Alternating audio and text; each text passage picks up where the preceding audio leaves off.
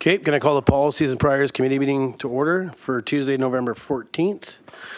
Before we do approve of the agenda, I'd like to add an item that was handed out on the wickets, and that would be the 2023-2024 acting mayor schedule. Seconder, Councilor Norberry. Any discussion? Call the question, all in favor? Carried. Take approval of the agenda. Councilor Norberry.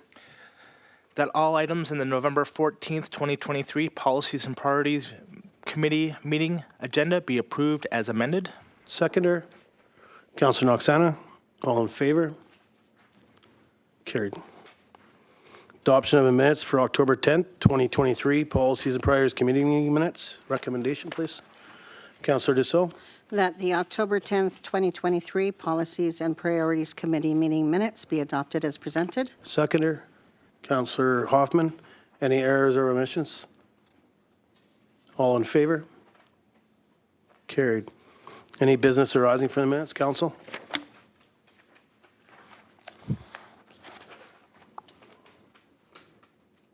Staff?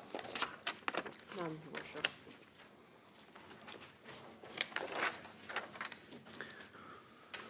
Okay, presentation delegations, Tumbler Ridge Roller Derby. Trisha and Dani in attendance requesting use of rec center for roller derby and fee waivers. Welcome. If you want to come up to the delegation table.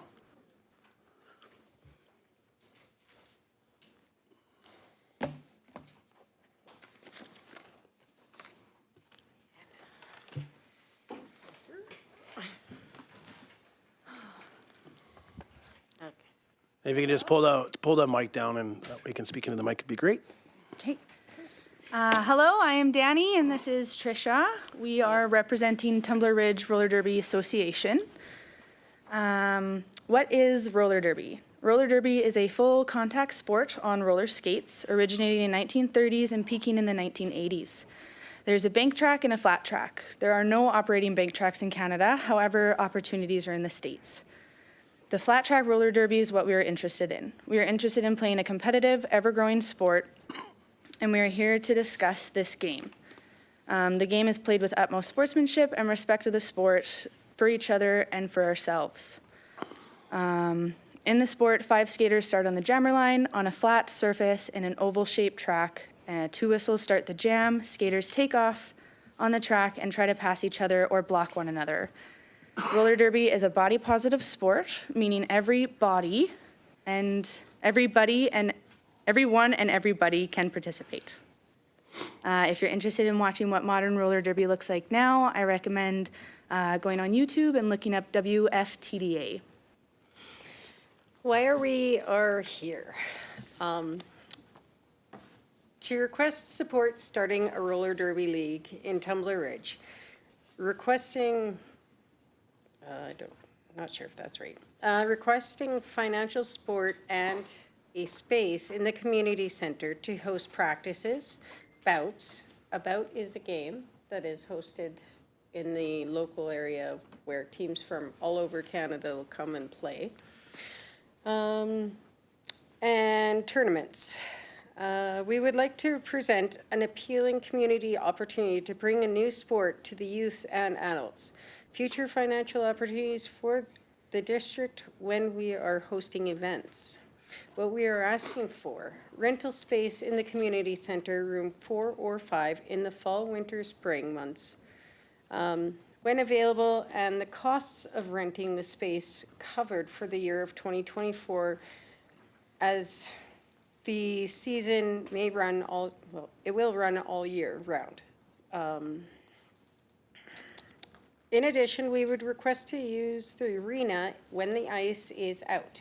Lastly, we request your support to host scrimmages, a demo to showcase the sport and pique the community's interest in participation. So we did hand out just a sponsorship letter request. That is a rough draft. That is what we'll give our sponsors, but in addition, we are bringing it to you guys so that you can look at what we are providing and what we are requesting for roller derby. Specifically, we are asking for the space to be the rental space costs to be waived. So we also ended up giving a rough draft of a budget. It's very, very rough. We are just in the beginners of starting this association, so bear with us while we get those numbers. They are available upon request when that sheet is finalized. What else was there? There was something else. How will this new opportunity impact our community? This sport will provide extracurricular activities for youth. We do have a youth coach willing to start a mixed co-mingle team, and the ages of that is, I think it was 7? 7 to 18, I believe, for the mixed co, so we probably end up having 2 teams. It will encourage individuals in the community to be more active and participate in community events. The roller derby community gives back to their local community, and we are starting to become a strong branch for the community, so we can grow here. We have had ample interest, I guess, from even Chetwynd, Dawson Creek, because their teams have unfortunately Folded. because of COVID, they stopped. They didn't restart.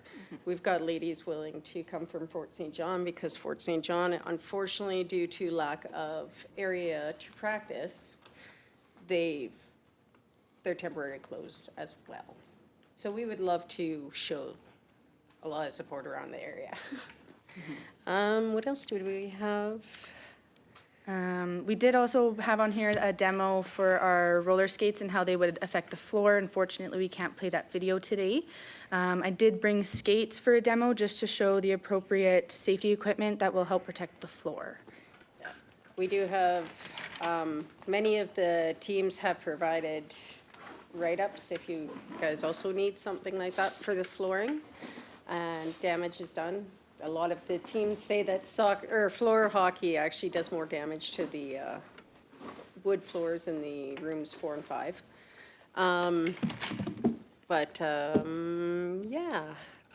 We do have also a meeting with Monica and at the rec center tomorrow at 4:45 as well to Get their approvals.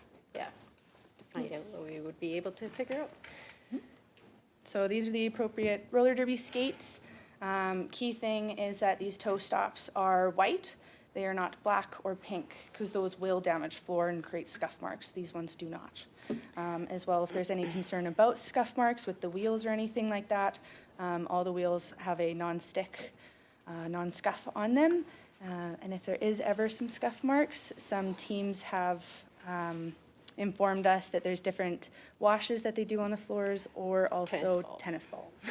Tennis balls, if you go like this to any shoe mark or skate mark, it comes right off. It's amazing. Little spit shine and good to go. In the future for roller derby, what we would love to see is be able to actually provide a banked track in the long run. I don't know, it could be a 10-year process, who knows, but they're very intricate. You need space. There was, I think it was about 2 years ago, there was the only bank track in Canada was for sale down in Kelowna. It is all clip base. So if we were to be approved to something like that in the long term, what it is it's a beautiful bank track that would sit in a location, and when you decide to take it apart, it just comes apart in 6 pieces, and you put it away for storage. So we have big dreams for roller derby coming up. Big dreams. Yes. But for right now, we'd really like the cost of the rental space covered. Yes. In addition, we're looking at a place for storage to store our gear, because we are also going to try and get a loan for loaner gear. Well, a grant. We're Grant. going for grants for Thank you. the loaner gear. So Prince Rupert, I did start roller derby, and they had a grant. They were able to get 25 youth and 25 adult. I think it was, or was it 25 altogether? Anyways, it was kind of a split set up, but they were able to get all this gear under grants. And so actually I have also contacted the grant writer local to Tumbler Ridge. We were supposed to have a meeting tomorrow, but we actually have the meeting with Monica tomorrow, so mixing up. But yeah. Any questions? Yeah, thank you very much for your presentation. Council Norbury? Thank you, Mayor Kakalka. Thank you very much for coming in. I'll be honest, I don't know a ton about roller derby. I've seen some clips, and I haven't seen any flat track use, but I have seen some of the slant tracks, and I've seen some maneuvers when they, slingshot each other, and I believe it's a pretty physical sport. Is that correct? Yes, a lot of women's hockey teams and men's hockey teams actually do participate hugely in derby because of the physical aspects. You aren't, of course, allowed to elbow in the face. Like, there is rules. It is not technically a full body anymore in Canada. You're not allowed to elbow in the face. You're not allowed cheap shots like that. I think it's actually from the chest down. You're allowed the shots, like full body slam, but yeah, you're not allowed to pinpoint into the chest and head and groin and stuff. We are already insured as well. Yes. With our league's already insured, and skaters as well have to pay a yearly insurance. Individual, like Individually. myself, I actually have to, mine runs out on the 23rd, so I have to reinsure myself. Dani's got her number. We've all, everybody has to, before you put on skates or even look at it, you have to have the insurance. It covers death, it covers everything ourselves, like what is it, RTI or RDI Yep. insurance. That is, we can provide all the information for different websites and stuff like that, and information and printouts, but everybody is going to be signing waivers so that everything is covered, and yeah, it's not something to take lightly, but yeah. Follow-up, Council Norbury? Thank you, Mayor Kakalka. So, thinking about the space that you want to use, can this be played like with regular drywalled walls, or would there need to be reinforcement there? So for room 4 and 5, the coverage should cost, that's our practice area. That would be, it would never be a game area. There would be no bouts. That would be like, say someone from Chetwynd came in because they knew that Sunday we had a practice, they came in, they'd sign the waiver, they'd have their number. But yeah, we're not full body, like, we stay away from walls. We don't want to do any damage to walls, roofs, ceilings, anything crazy like that. Our practice is basically gonna get our feet into the skates, do drills. Technically, so we have to be benchmarked. And what benchmark is you have to be able to skate a certain oval in a certain time. You have to be able to jump a certain way. You have to learn how to slide. You have to, like, it's a for lot all of the it's a safety ground. things. Yeah, it's a lot You of have to pass all the ground. safety benchmarks in order to be able to skate in a game.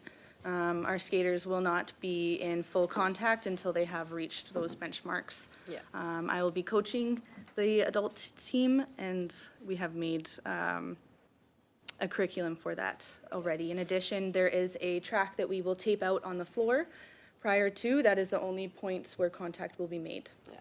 The tape that is used is just painter's tape for the most part. It's a very soft adhesive. There is no leftovers to add. That's the same with the arena. There is a certain size of rink that you would actually, like an oval shape that you would have taped down on the arena. And it would just hang out there the entire game and you're done. Just pull up the tape and can't go unless we are able to look at more practices in the arena once the ice is out. Fair enough. Councillor Jilek? And I know even less about roller derby. So I'll say my initial thing was like, oh my God, how are they going to do that in room 4 and 5? How would that even be, like, how would you even accomplish that? Like, for me, I couldn't even picture it, so I appreciate the points. You had mentioned there was some other folks who had some letters and stuff saying about the spaces that they had used in the past. I would be super interested in reading those. I think that would just be good on our end. I think tomorrow when you meet with Miss Pittman, she'll be able to give you a better idea, like what kind of time frame and stuff. And I see Mr. Bento nodding his head back there because he's Miss Pittman's boss. And the storage area for the equipment was kind of my thought. And I'm glad you mentioned grants. And Councillor Noxana is with NDIT, so she might even have some ideas. I don't know. She's not nodding or shaking. So anyways. Throwing you under the bus. I appreciate the insurance part. And so would your insurance also cover if there was damages in those rooms? It's something I would have to definitely look into. I can't see why there wouldn't be. My concern is just accidents happen. And so, and I like the idea of the tape and stuff. And so what I'm looking for, I'm glad you mentioned about the other leagues. My biggest concern would be the long-term use of that. How does that affect the floors? And so that's kind of why I'm interested in those letters, like, because that's my thought. Is it going to cause some costs further on and stuff? And obviously that's not my job, but that's my biggest concern once we would make a decision about that, because of course we don't make a decision tonight. And I like the idea, because I'm really super excited that there would be something new coming to town. So I'm really glad you came to present. And like, to me, you've already covered some of the spots where I had question marks. So I imagine community center staff will have lots more tomorrow. Well, I'm 100% sure. And yeah, there is a ton of non-skating officials, which is also additionally is the volunteer, like even yourself. You could come out and be a non-skating official, and that could be just, oh, look, one person. Okay, that person went in. It's a huge community adventure. And I think bringing in all the other available Derby players, like from Chetwynd, because they had a really good team in Chetwynd and a really, really good team in Dawson.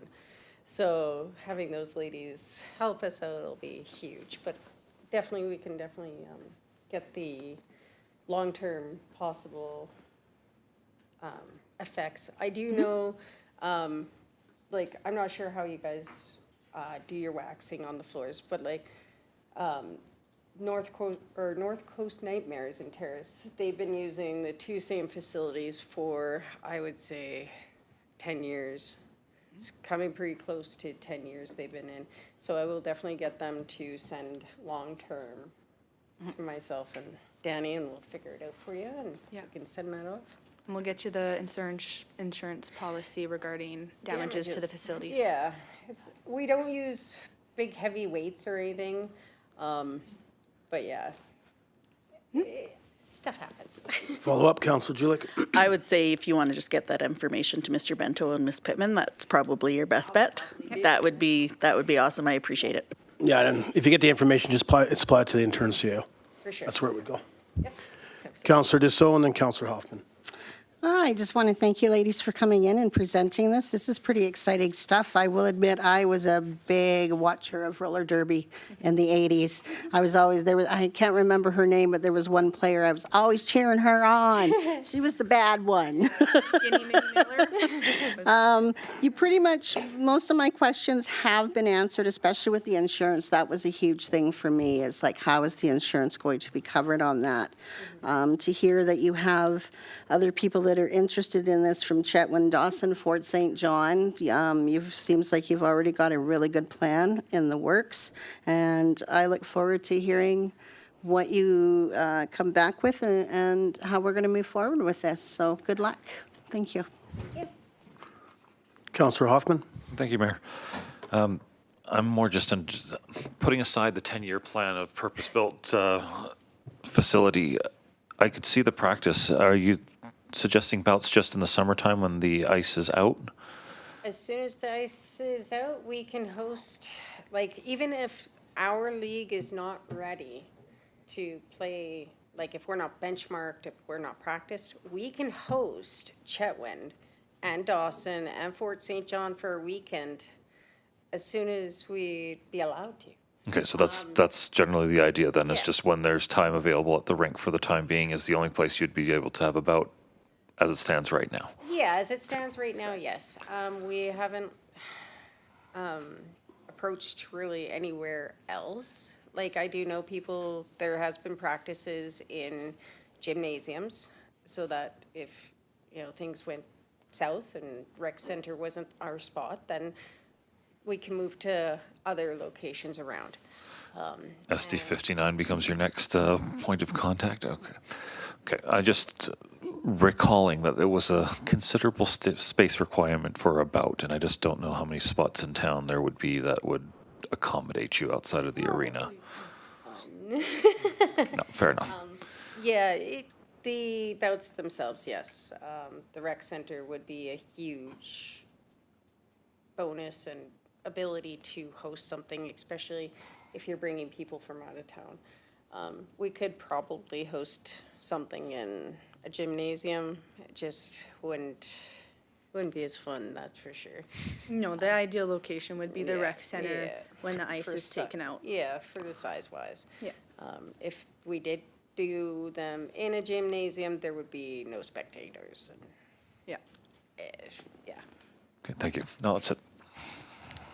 Councillor Clickash? Yes, I just wondered about room 4 with all the windows around room 4, whether that would be a liability, because when you're practicing and people don't really know how to do this yet, Yeah. I would hate to see somebody go through one of those windows. Yeah. So, like, I would really be interested in seeing what kind of liability you do have and what it covers For sure. before I make a proper decision on that. For sure, and totally understandable. Accidents do happen, we all do know that, unfortunately. But yeah, as for us, like, I do know when we're practicing in room 4 or 5, I don't even know honestly how much time we'd be in the skates at first. Like, a lot of it is groundwork as well. But I do know, like, okay, if something like that is approved, then, okay, stipulations, stay away from those glasses, but it's also as adults, right? Like, Or we could set up some barriers at that point.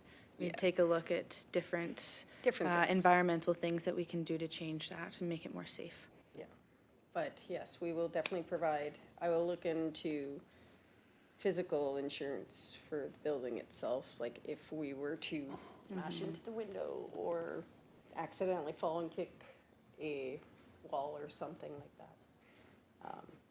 We'll definitely have a peek and see what we can figure out for the REI.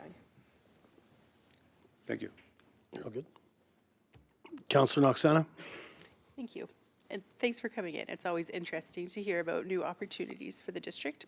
I'm not aware of any, sorry, Councillor Julik, any grants available for adult sport right now.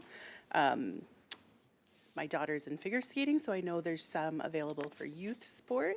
Might be interesting to look at those if you're looking at opening a youth program. You hadn't mentioned registration fees. Would all your participants, when they sign up, also have a registration fee to somewhat offset the cost of rentals? Yeah, so we do know that we will need some sort of registration fee. But we're still, the more the numbers, the lower we figured that the registration probably, We were looking at probably doing a monthly membership fee. So then we could equate the cost that way. So then if we're losing skaters fast and, because if you just do registration every person at the beginning of the year, if we start losing skaters fast and more pick up, then we can just accommodate our monthly fee at that time. Okay.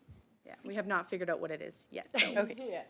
If it's only us two, well, yeah, we'll figure it out. But, yeah, it seems like there's a few different ways that we can do this as well. I know Prince George, I was gonna approach them to see what they do, because they also actually have gone for the grants, and they've got a ton of gear through things like that. I actually think they have Prince Rupert's gear because nobody furthered the derby there. But yeah, everybody's it depends on the community, right, and support and Yeah. figure it out.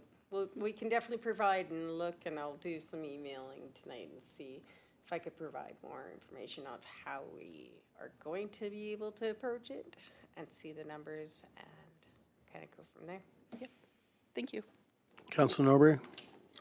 Thank you, Mayor Kakalka. You know, if you broke a window, the word would get out there real fast. Oh, yeah. That's something exciting that's happening. Tumbler, please don't do that. 100%. Please don't do that. Please don't do that.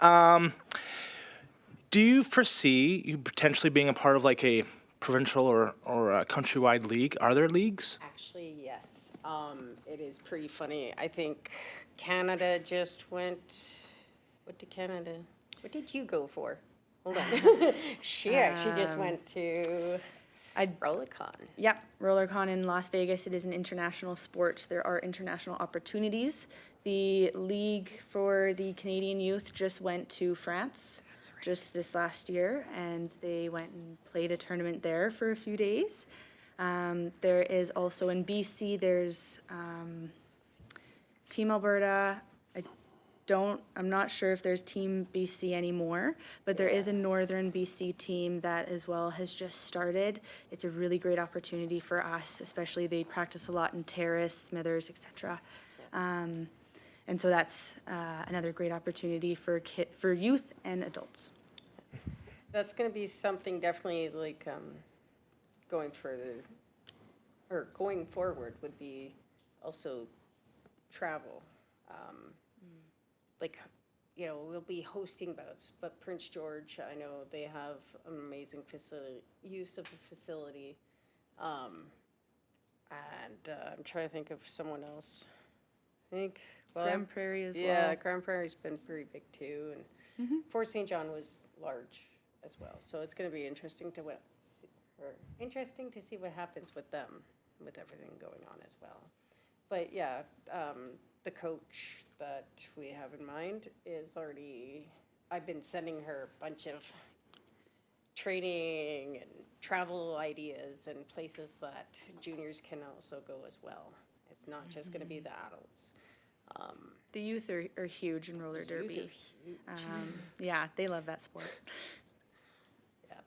Councilor Norbury? Are you guys part of a society, or do you have a board, or is it just currently you two? So we do have a board. I was waiting to register it.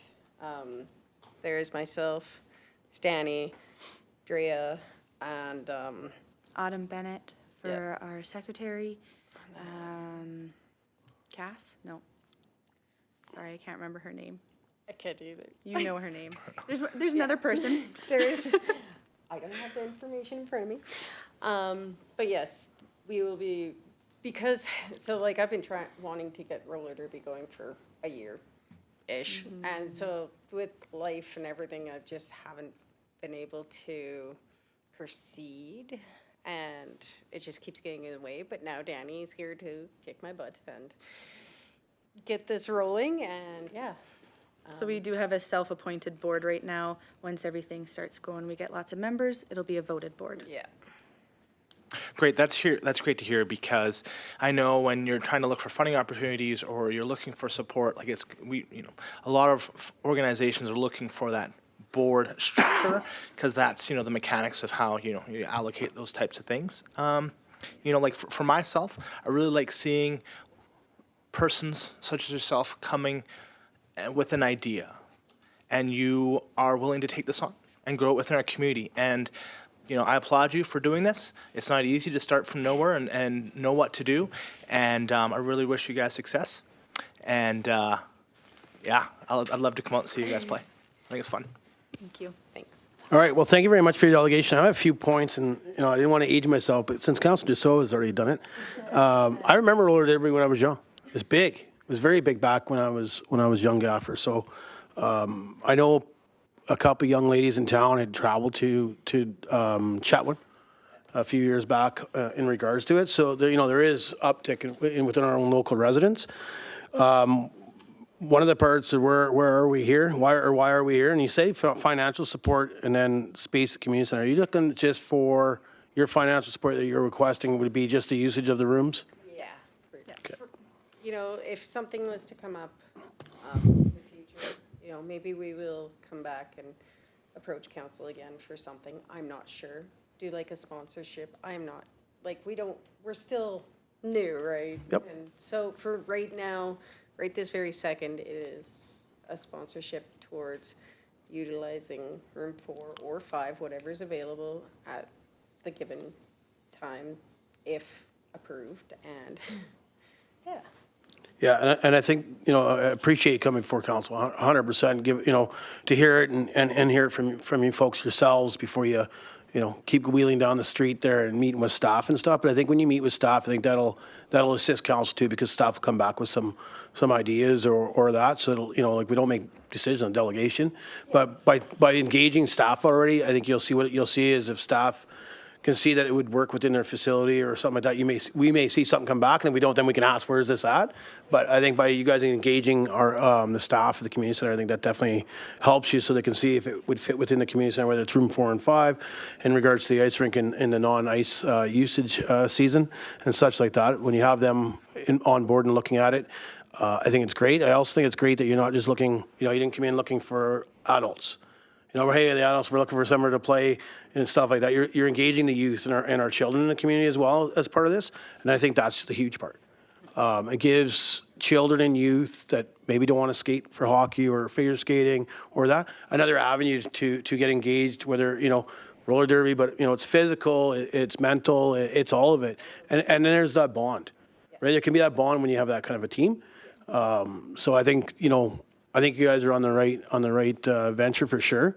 Hopefully, you'll see your fruition come up once you talk with staff. Staff will probably come back before council, give us some information and go there. It might not be as fast as you hope. Yeah. The teams that I talk with and who Dani talk with, I'm sure we'll shoot our message off today and we'll get responses to that. But yeah, we will both be spearheading to get that information to you as soon as possible. The other quick thing that I forgot to mention as well is I, on personal note, have talked to some of the members of the visitor center, and they're very interested in making it part of their rental system as well over at the visitor center to bring more activity. And we were talking about like the grants towards the additional equipment and skates and stuff like that we would be able to possibly put it towards them as well, as like they want to look into it as well. But that was last year I was talking with them. But it's something else also that we'd love to bring to the community too. No, I appreciate that. I think that, again, there's those partnerships. Right, and I think you guys definitely have that vision of it, and like I said, I think you're following the right steps coming in before council.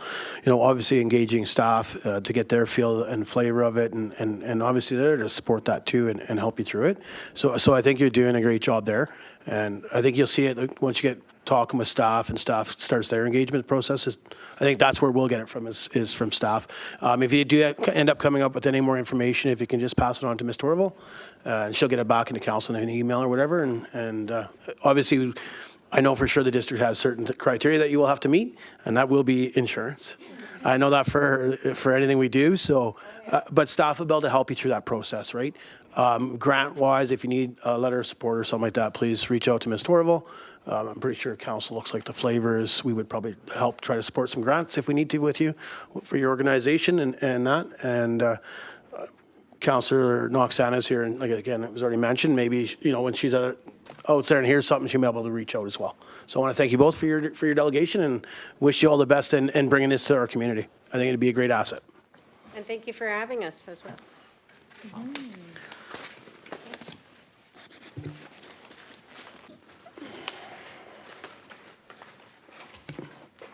Okay, moving on to report 6.1, Murray River Boat Launch Information. Report dated November 14th, 2023. From the Director of Operations and Infrastructure regarding the Murray River Boat Launch Information. Boat launch information for information or discussion. My apologies. Recommendations? Councillor Julik. The council receives this report for information. Seconder. Councillor Hoffman. Discussion?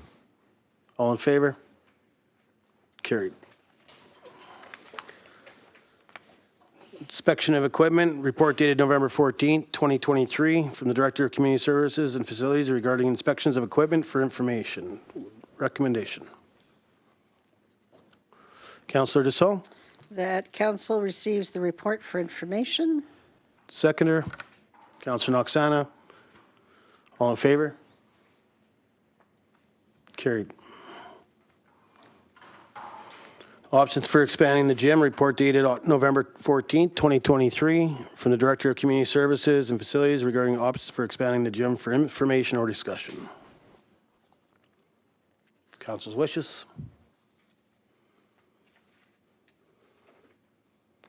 Councillor Noxana, That council receives this report for discussion. seconder. Councillor Hoffman, all in favor? Opposed? Carried. Councillor Noxana? Or sorry, Councillor, yeah, Noxana, sorry. Sorry, losing it slowly but surely tonight. Okay. Great report. I love all the detail in it. I'm just not sure what the next steps are. I know it lists in there that the daycare space could be available eventually, but I think that we're still waiting on eventually. There hasn't been a funding announcement that I know of. Then the space would actually have to be built and moved into before we can expand a gym into there. So, yeah, I guess my biggest question is what next? We've outgrown the gym space. We need options.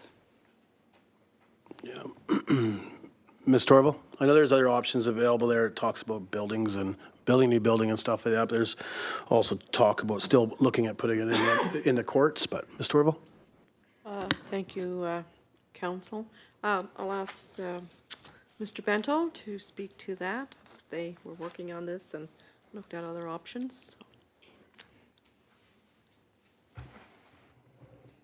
Mayor and Council, yeah, that's the $1 million question, literally.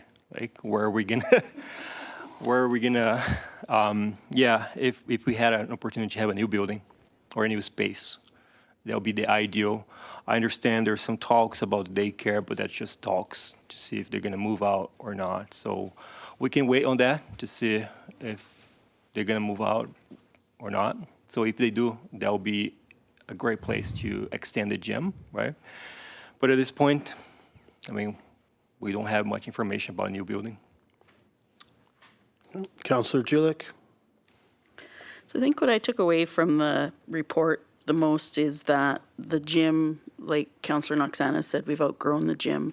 The gym creates a fair bit of revenue versus the courts. And I don't know what that looks like or what the cost would be for us to transfer over to the courts. And while I appreciate that the courts do get utilized, they're obviously not as, people don't need them as much. People don't want them as much. Whereas if we can keep people active and we can get more people active, to me, I think that that's important. So I would be willing to discuss in the budget what would need to transfer those courts over. We talk about the courts all the time. Well, maybe we could use the courts. Maybe, to me, this is a solid, we can show that people would use the space and all of that. And to me, if staff is supportive of that, I would totally support it with the budget, and this is a perfect time to talk about it. So I don't know what those next steps would be, but this is the first time that I'm like, let's use up the courts then. I appreciate that people like the courts, but I think it's easier to find some space for a court somewhere with the school gyms and stuff versus this. Anyways, that's my thought for today. No problem. Thank you very much for that. I got myself and then Councillor Hoffman. And I guess my question would be, and I apologize to staff because it was thought about after the fact, but we see what the revenues are. What's the cost? So I see the revenue went from 35,000 to 56,575. What's our cost to run it? I'm not sure. I don't expect staff to have that. If they do, that's great. If not, if we can just get it back, I'd just be curious. Like, we see how the revenue's gone up, which it has, 21,000. But what's our cost to run that facility? When we say that we've outgrown the gym, which I believe we have, when you hear from the users, but I'd just be curious what our cost is to run that. Ms. Torval? Yes, we don't have that information tonight, but we can certainly bring it back at another time. Even if you just, I mean, if council's fine, I'm fine with just an email. Just, I mean, it's not my decision maker in regards to to Councillor Julio's comments in regards to the courts. I think sometimes we have to make a decision and, doesn't mean we can't try it in the gym expansion if council so decides as a whole. And then, we hear lots of backfeed that maybe it wasn't the right move. That doesn't mean we can't pull it back. And, you got to try different things, different scenarios. So I totally support that conversation for sure. Councillor Hoffman, then Councillor Norbury. Thank you, Mayor.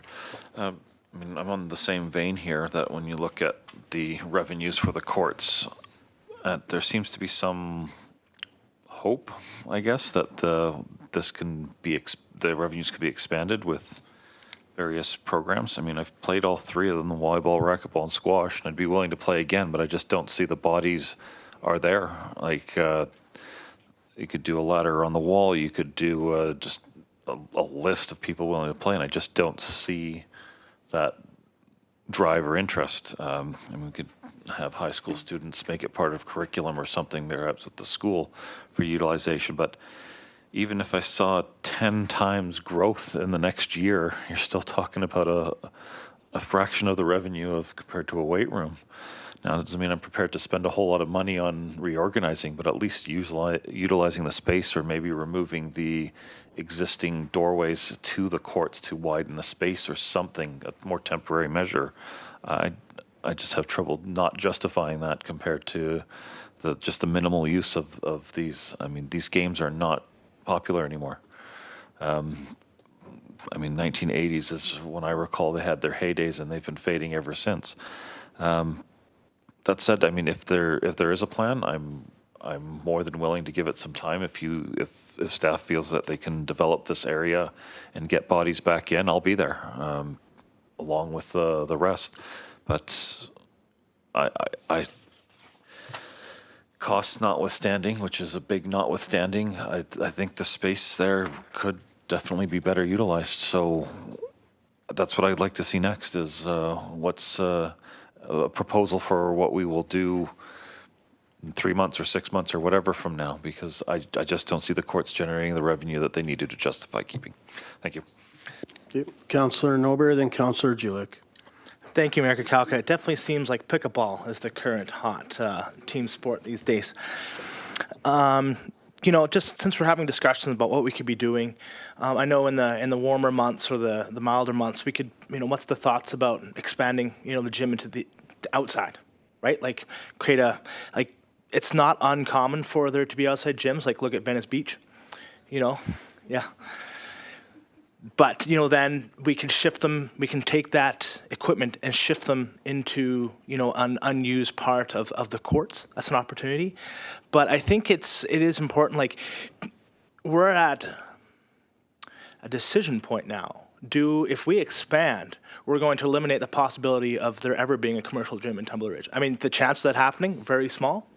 But, like, for what I foresee, I would still love it to give somebody an opportunity to potentially open something like that up.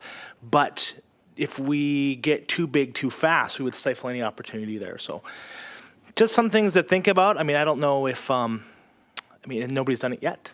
So are we really throwing a wrench in anybody's plans there? But there was some talk on last council about that.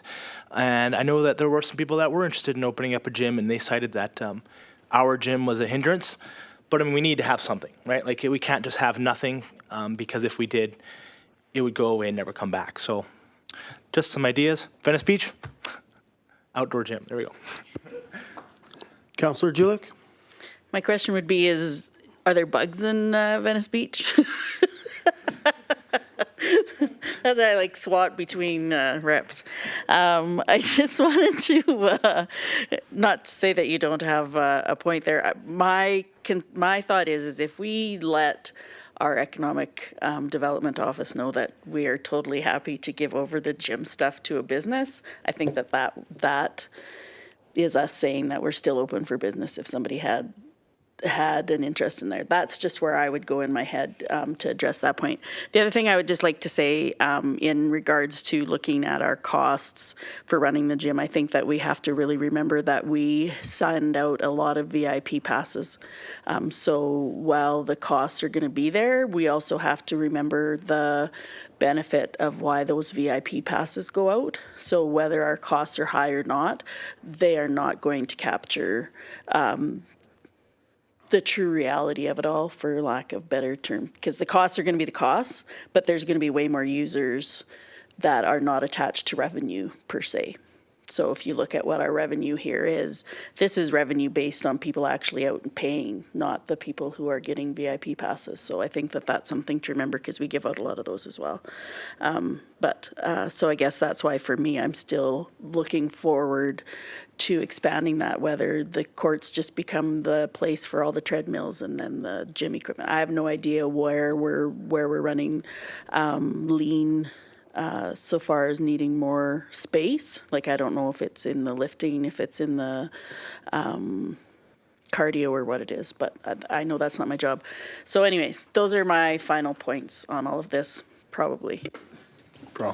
Thanks, Councillor Julich. We talk about the courts and, we're at the decision point and staff's put out a bunch of options in front of us and stuff like that. And we've heard from them and, we can give that direction to find out what the cost would be to move stuff in there within the budget.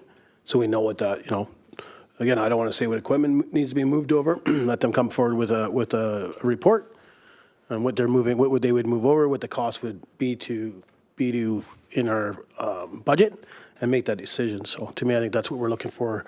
To me, is a motion in that state that we want them to definitely go forward and look at expanding into those courts.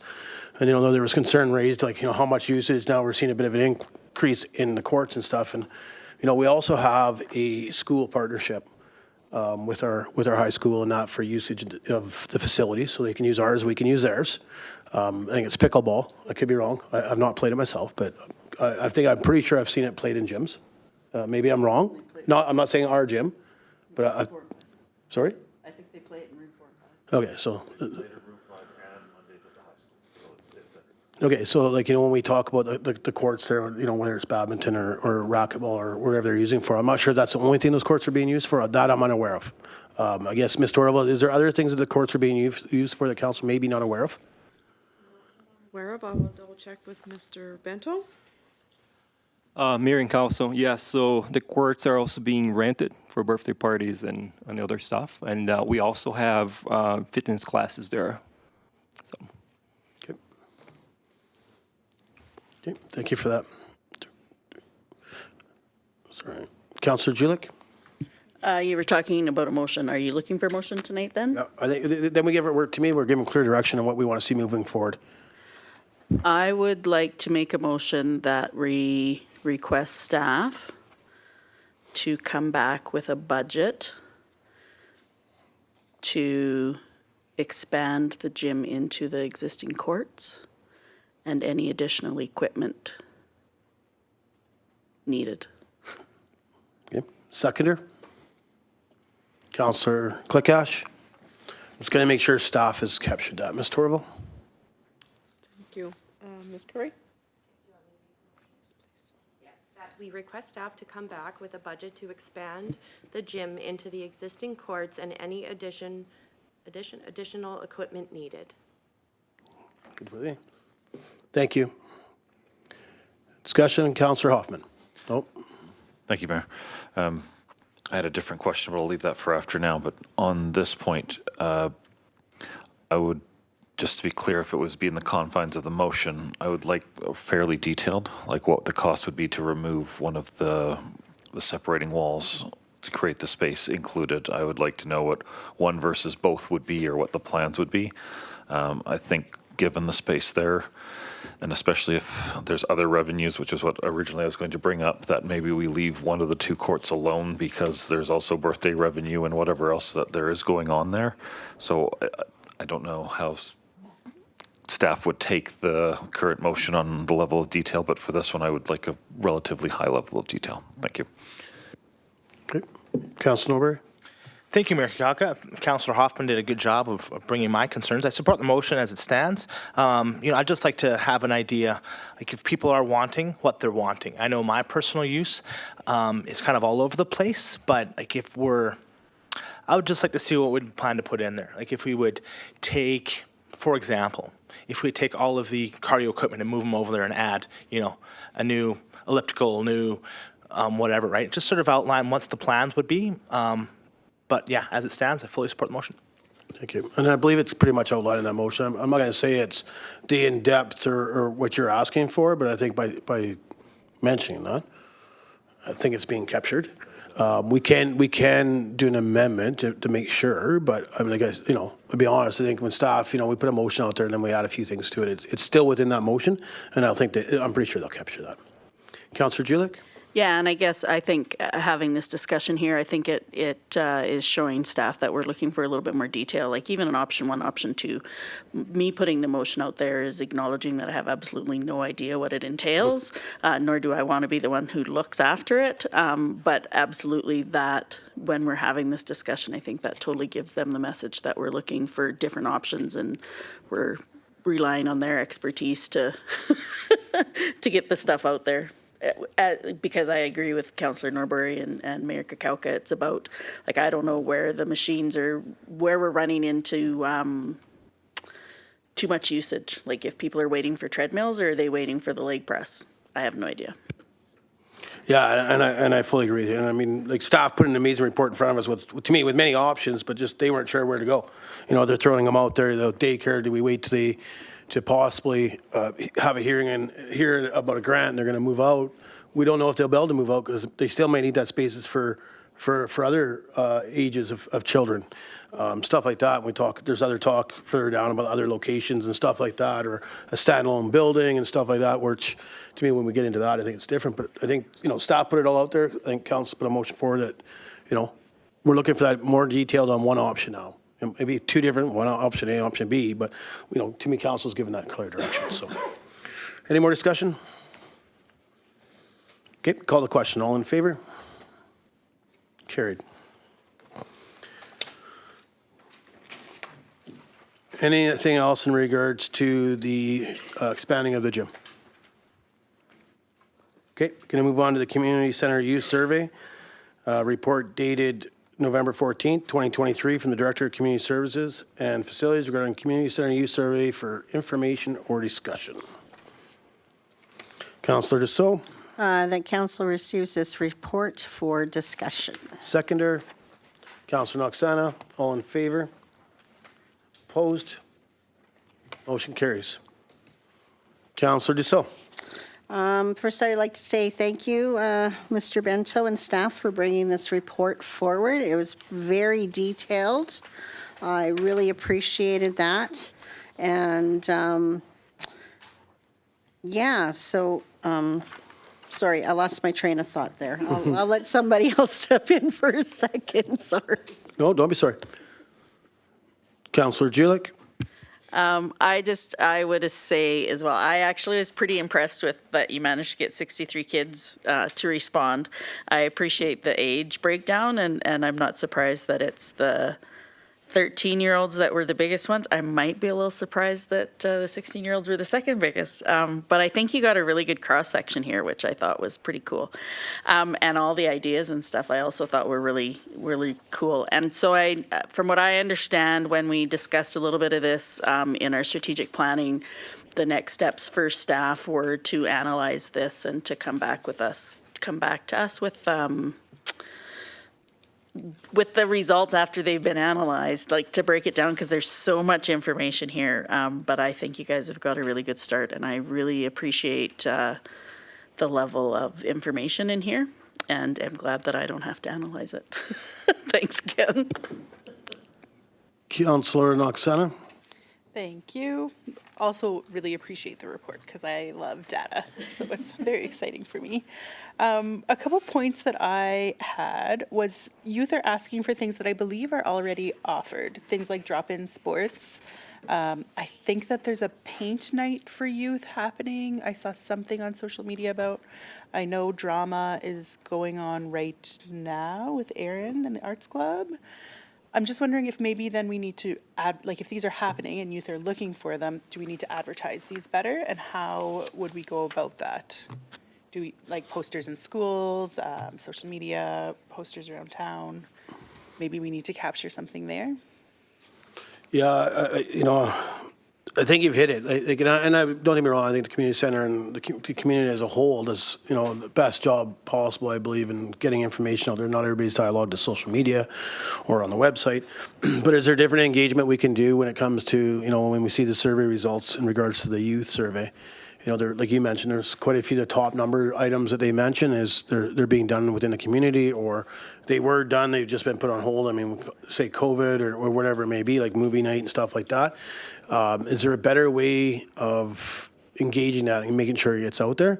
I think, again, I think when they go through these results and capture that same thing, that there's some of these things we've already offered, and it's maybe that somehow we're not getting it out to our youth. Is there a better way of getting that out there? I think maybe we see that in the results when they go through this. That's my opinion. Follow up? Yeah, and that's not just us. Maybe we can engage with the Arts Club, because I know that they have some of these programs happening, and just see if we can work together maybe to advertise them better, or maybe they're capped out. They have so many youth in these programs, they can't take more. I don't know, just some ideas.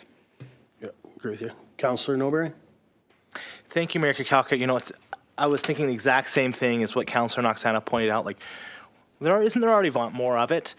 Like, my comments would be, now that we have this information, I think it'd be great if we shared this. Like, I know myself, I'm going to be, telling people, like, oh, the district did this survey. It's in an open meeting. You should go take a look. If you're wondering what to do with youth today, they laid it out for us. Not to steal anything from the community center. I know that they did a lot of hard work, but I also know that it's always great when we can sort of spread the work around. It's not always one person having to do it all, and I know that the community center does a lot, but in the circles that I'm involved in, with the Society for Children's Needs and other youth groups, we're always like, what do they want to do? What do they want to do? And just having this here, I know I'm already thinking of things that I can jump at and expand into. So, I think it's a great thing that they did this, and thank you. Councillor Gillick? And I would agree with Councillor Noxana and Councillor Norbury. I would also notice, though, that additions to the community centre, so the teen centre to be open longer, more sports for older age groups, a spot to hang out for older kids, gazebo with heat for the winter. I think that they've also put in here some things that they're looking for differently. I appreciate the Tim Hortons. Because I wonder what those numbers would be if they asked the adults in the community. But I also think sometimes those other, to me, I wonder, while those things are there, are we making them welcoming for some of the kids? Like, I think that is something that we need to be aware of when we put these things out there, that it's no different from when we were teenagers, that there's groups of kids that are nice and there's groups of kids who maybe are not as nice. And so I think that it's about trying to find the balance within there. And I know that that's more than just us sitting here and putting those out there, but I think it's about trying to make sure, I would like to see us make sure we keep our focus really wide. And if the kids are putting down about drama, why aren't they joining Aaron? Is it too different? You know what I mean? And I know we can't accomplish everything with everybody, but I think I would not like us to just end it, oh, well, Aaron's already doing drama, so, we're filling that need, because we're obviously not filling that need somewhere for somebody. So again, thank you, and Thank you for that. Councillor Hoffman? Kakalka. Yeah, the Tim Hortons caught my eye as well. And in fact, I have at least one neighbor that has already approached me on why we don't have a Tim Hortons. And I actually found out the answer. So to the youth that wanted a Tim Hortons, the town needs to double in size before they'll even look at us for a Tim Hortons. I just wanted to echo a lot that I've heard here. When I go through this list, there is a lot of this that is available. So there absolutely, I think, needs to be some sort of advertising or promotion or something that we have the kids realize that it's there. I mean, I don't know about a heated gazebo in the winter. This is obviously somebody who doesn't pay a heating bill, but room for table for board games. I mean, we have rooms in the community center. There's times that can be booked and sort of turn into a gaming night or something like that for youth. I mean, not to tell community center what to do, but I mean, these are things that we can deliver on in a relatively short order. But that's just, going back to when I was a kid, I do not think this was available to the extent that we have now, and I just would like to see it continued and expanded and supported. Just noticing some of the things here, like I'm guessing that not everybody is aware of the youth center when I look at this list of places for teens to hang out. Like that's kind of definitional for that particular room. But yeah, I think I do appreciate the research that went into this. There's lots of ideas here, and I think we can actually deliver on some of this. Thanks very much. Thanks, Councillor Hoffman. I think it's a great report. I mean, I look forward to seeing, once we get through the information, dialogue it all and come back. And the reason I say that, and I think Councillor Julik is touched on it.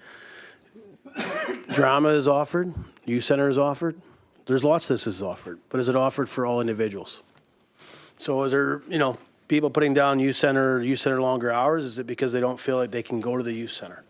I'm not saying they can't, but they feel that way. So to me, I look for this dialogue back from staff once they get through this, get through all the information, come back with a little bit clearer direction. And maybe that's where we use Councillor Julik had brought something for previous pizza party. And maybe doing that where we hope obviously I don't want to hope that there's only 63 youth or children there, because then maybe we'd know all 63 filled this out, but maybe that would be more engagement to have something there, almost like a let's talk, but for our youth and our children. Same concept, have some staff there, have obviously council there, do a pizza party, but maybe have more of that dialogue, and when we hear from 4 or 5 youth or children that they don't go to the youth center and this is why, is it something we can change? There's 4 or 5 youth that don't do drama and this is why. They were thinking maybe it's more orientated with their school. They didn't really know Aaron because they're new to our community. Well, let's go meet Aaron. I think there's some of that, possibly. So to me, when we have a lot of the stuff that is mentioned besides Tim Hortons that we do, like more swimming pools, I captured that one, like more swimming pools. I think we have a fantastic indoor swimming pool for the size of our community. I think it's amazing what this community did when it was first built. But, I think that's where we talk about that splash park and stuff like that. To me, that adds into that more pool thing. And not something, obviously, we're working through. But is there something else there that maybe we're not hitting on? They're looking for a swing to be added, not just a slide. And they want this and they want that. So you're seeing more and more with these small communities adding little things like that to their, whether it's their swimming pool or even the ice rink. I know some communities have, probably going to get this wrong, but it's for figure skating, and it's almost, I'm trying to think of the wording, but it's so that they can learn to do the jumps properly, but know that the impact will not be their body against the ice surface. So they'd be harnessed and stuff like that. So, is there that kind of stuff? And I think, when you lead up to that pizza party, I think that kind of, after this is dialogued by staff, I think, if council is in favor of doing something like that, I think maybe we get more of a dialogue with our youth and children to find out, yes, we have, and it says all ages drama club. So they're hitting drama club, but, and I'll be honest, I don't know if Aaron has a certain age there. So is it, can we, assist the Arts Council in opening up drama for all ages, whether, a certain age, obviously, but again, dialoguing back with some of the nonprofits or other organizations we use. I know Councilor Norberg, you're here, and I don't want to get too deep into it, but, it's like all the programming our district does within a community center, and then sometimes it's doubled up at another organization that's within the community center. Is there a way of splitting that off? Hey, listen, we're going to take on these 4 new items. Are you willing to take on 3? And what does that take for us to do that with that other organization within the community center?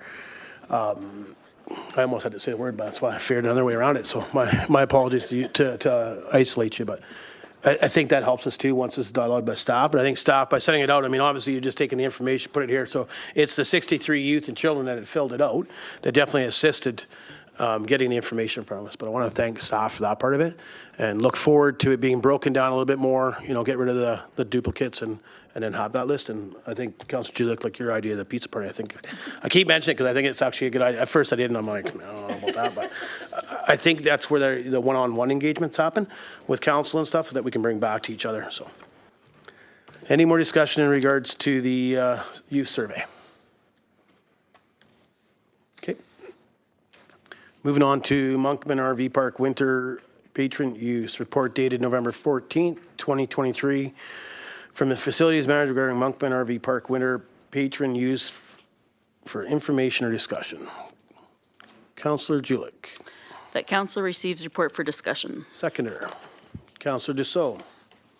All in favor? Carried. Councillor Julik. I know I touched base on this a little bit with Ms. Torville. So what I will say, when I used to run the RV park, I recollect that coming October 1st, it was supposed to go back to full fees. But somehow that has gotten lost, it looks like. And so I would be looking to absolutely increase it back to that, not the 18, I think that if we decide here tonight, and I don't know if we're looking for a decision here tonight about if we are going to keep it open during the winter, I think that there's a few different options. I know when I was at the RV park, I had tenants who would talk about actually having power meters on those sites. Like, so I know that there's long-term RV parks within Grand Prairie, for example, that have power meters on their sites, because I also was told that many tenants, if they do not have electric heat through their current unit, they just buy little electric heaters and come in and plug them in. So beyond even the additional costs of having that shower room open with the laundry available, I think that the fees have to definitely be higher. We have to figure out a way to look at that.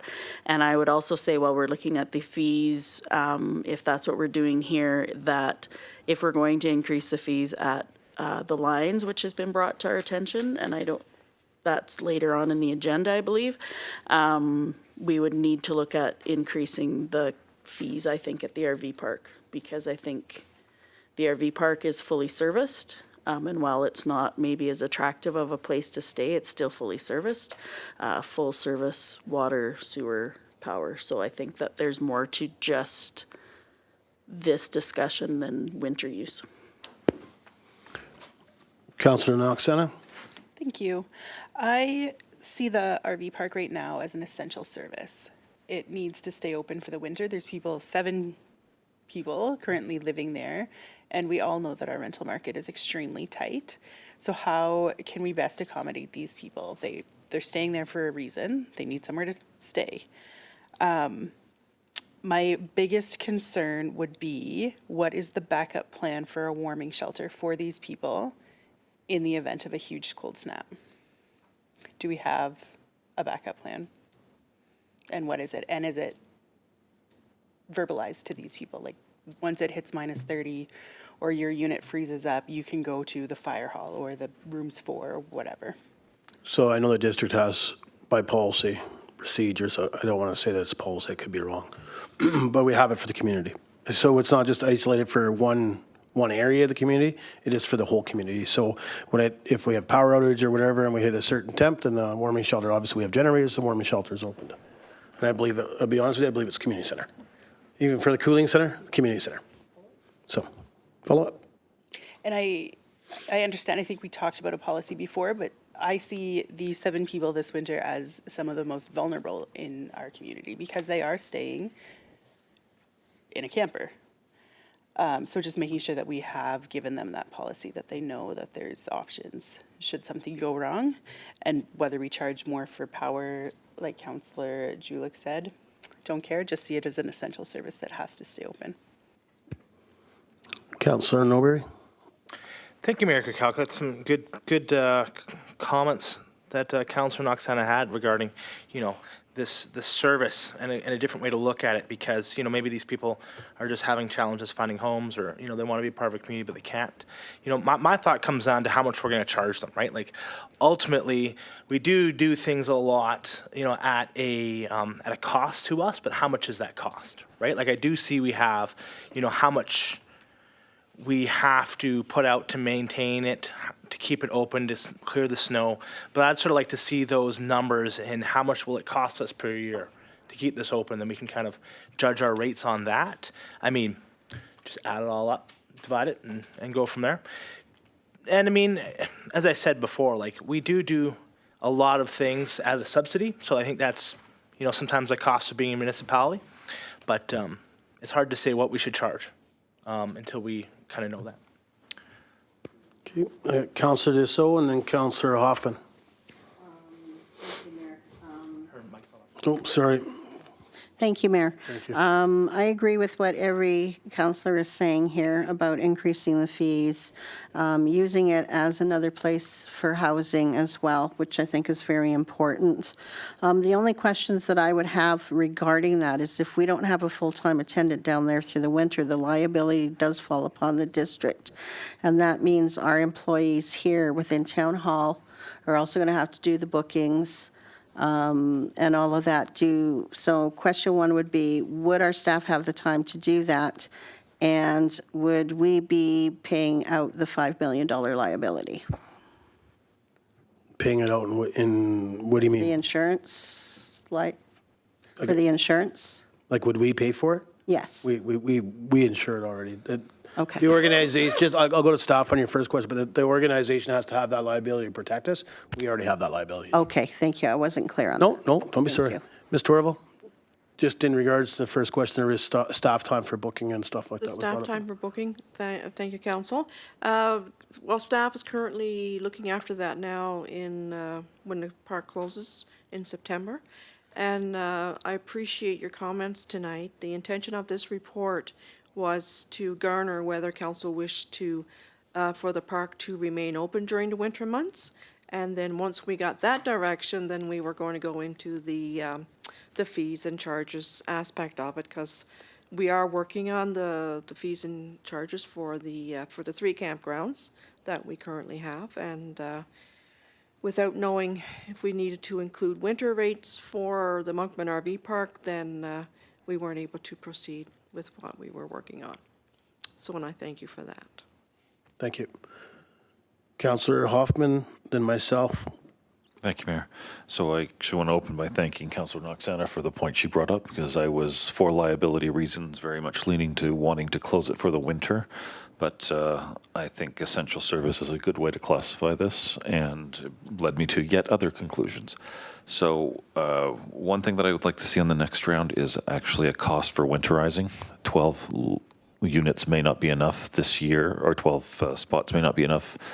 It may be work for this year, but it is a new thought in my head for managing some of the housing issues we have. If we can, I don't know if expanding the park itself is going to be an option in the future or not, but let's just leave it at if we create more winterized options for the few months that it's normally not closed.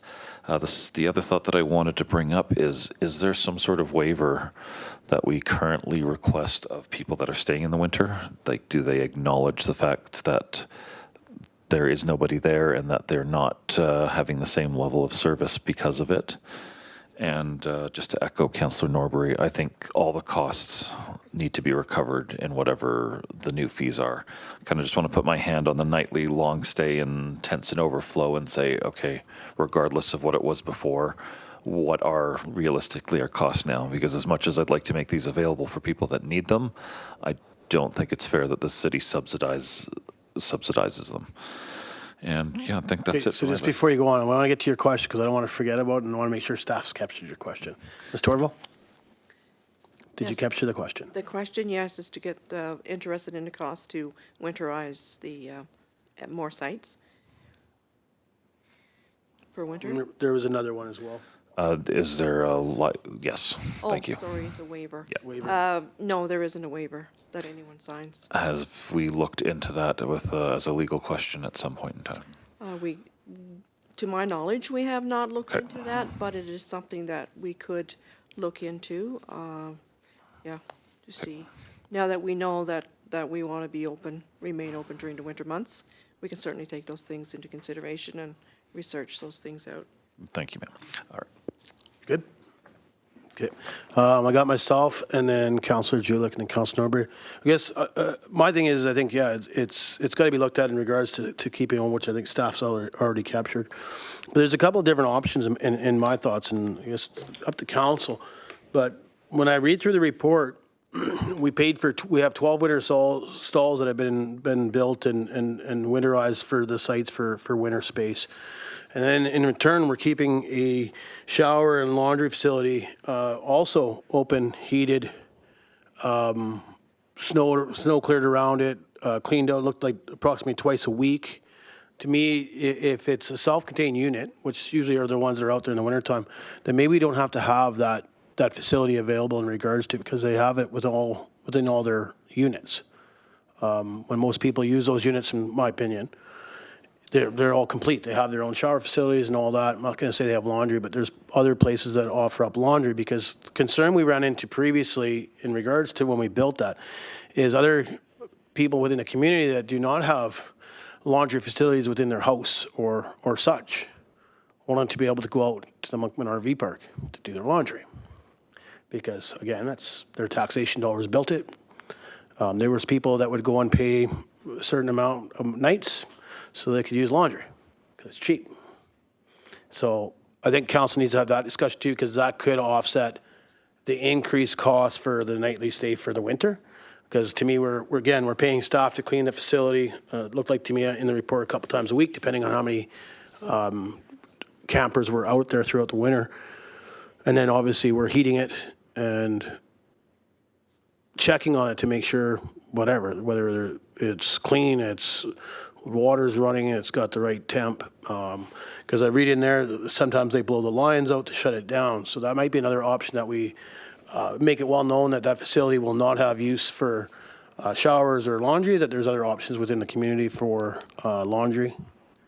I think that's a discussion too. But I have no issues with seeing it stay open. I think we need to make sure our rates are increased compared to summer to winter due to the amount of power that may be used. Councilor Julik mentioned in regards to using electric heaters or oil heaters, which are electric, instead of your own propane heat due to the moisture that the propane impacts within your trailer or fifth wheel. So I know myself, when I used to camp in the winter, it was electric heaters and oil heaters because it's a dry heat. So I think that needs to be looked at. And I know you mentioned meters. I'd be curious to know. I've never been in one like that, but I think that's kind of a neat idea. I guess my question to Councillor Julik would be, were they charged by their meter? So I'm going to go to Councillor Julik anyways because she's next. Yeah, so I imagine if somebody did some researching, but yes, so I know that there's the long-term RV park, one of the long-term RV parks in Grand Prairie, they have meters on the sites. I don't know how that works with ATCO Electric or whoever they do their stuff through, but the meters are on there so that they will be charged a certain amount when they vacate, or a monthly fee or whatever that looks like. So when we talked about looking at costs and stuff, that would be something that I would be interested in is if we're leaving it open in the winters, that we put what would it cost for us to put meters on there? Like what kind of additional headache is that for staff? Because every time I know that every time we do this, then there's one more step for staff, and what does that look like? I also agree with the councillors who've mentioned that this is an essential service for us, and I remember hearing back in the day when the mines reopened that campground was full all the time, just because of lack of housing. And we're already seeing some struggles with housing around here, so I think that that's important. And so if we were to expand, I would, if we do look at the cost of expanding the winterized sites, then what does that look like to add meters to all of them? I know that there's a few different options on the shower room, just because being a previous operator, you could only allow one key. Like, so you could shut down the bathrooms and only have the bathrooms, but then I would imagine there's still heating costs and stuff like that. So I would think that would be something we would want to look at. I believe that when Councillor Noxana talked about a policy around our cold winter stuff, it's more of a plan, and that has been legislated by emergency management, and so we need to have stuff in place regardless. And so far as the waiver, I would say that when people check in at the RV park, they have a form that they have to sign, which basically, I don't know what the proper word is, but says that the town of Tumbler Ridge is not responsible for anything, saying that would it hurt to have something that they have to sign once they've chosen to stay there at October 1st that recognizes that these are some of the things that they will not be getting, because I think that's important. If somebody's been there from May to September and they think they're going to get the same service, then they're absolutely not. And finally, because we're talking about this, I think it would be important to maybe reach out to myself and TR Day Society, who currently have the lease, because I would imagine that we both have unique viewpoints just from being the people that were there in the summertime. Because when you talk about the people booking in on the staff, like coming in here, what I ran into people asking me before I left for the season was, when am I going to get there? Because I work outside of district hours and there's no service on the weekend. So, I mean, there's those pieces to consider as well through the winter months. How does that going to work? Like, maybe something would have to happen at the community center because they were available on Saturdays or not. Like, I just think that there's other pieces there, and that may come back. Like I said, I would be more than willing to talk to staff and give them what my experience was while I was there, and I imagine Ms. Cosgrove would as well. Thank you.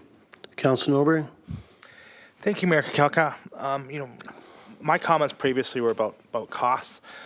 And I wonder if there's an opportunity for us to set like a variable rate for cost to persons using the Monkman RV park. So the idea essentially is that, we know how much it will cost roughly per year, and then we can, set a percentage, right, that each person pays. So if we get more people there, they can split the costs. I don't think we do that anywhere in the district, but it's an option I would like to explore.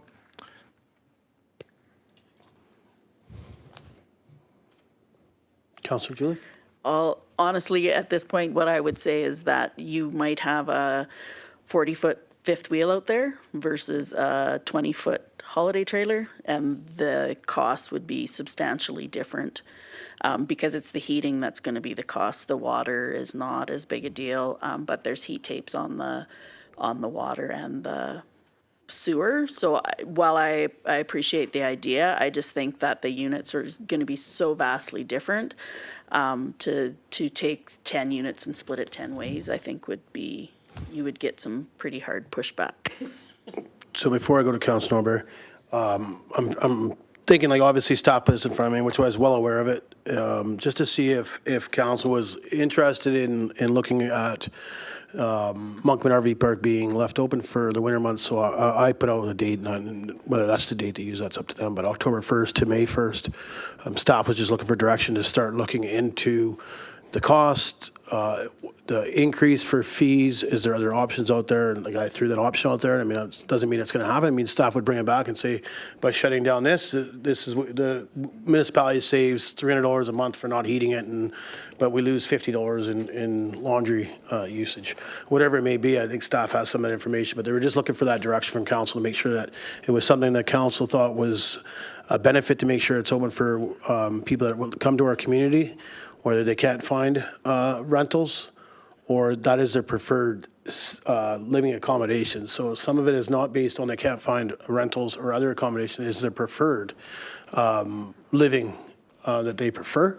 You see it in other northern communities, Dawson Creek, Chetwynd, Fort St. John, probably Grand Prairie. And to be honest with you, I haven't noticed where one is in Grand Prairie, which we'll talk, so I can go check it out. But they have them already in those communities, so it's being used. Some people, that's where they prefer to stay because they know that it's not, whether it's $1,200 a month to rent here compared to $500 to have my trailer here, and it's paid for by my company because I have an LOA or whatever it is. So that's what staff was looking for, to make sure that they didn't go forward and bring forward a bunch of recommendations in regards to this is what we should be looking at for fees. These are other options. They wanted to have that information from council first before they proceeded, in which to me they got it. I don't think they need a motion, is my understanding when I talked to Ms. Torval earlier. But the last comment will be Councilor Norbury. Thank you, Mayor Kakalka. To Councilor Julick's point, I mean, we can, if we're concerned about the size of the trailers, we can absolutely easily come up with a calculation on what the variable rate would be for square footage, right? Like I'm taking a managerial accounting course now, and there's calculations there, and I have no doubt that our CFO is highly capable of doing that, because this is a second-year course. Thanks. Okay, moving on to 6.6, fees and charges bylaw number 623, 2017, provided as per council's request. Council Norbury, For discussion? seconder. I'll second that. All in favor? Carried. Council Norbury? Thank you, Mayor Kakalka, and thank you for staff for getting this so quickly in front of us. Because I know I asked for this 8 days ago.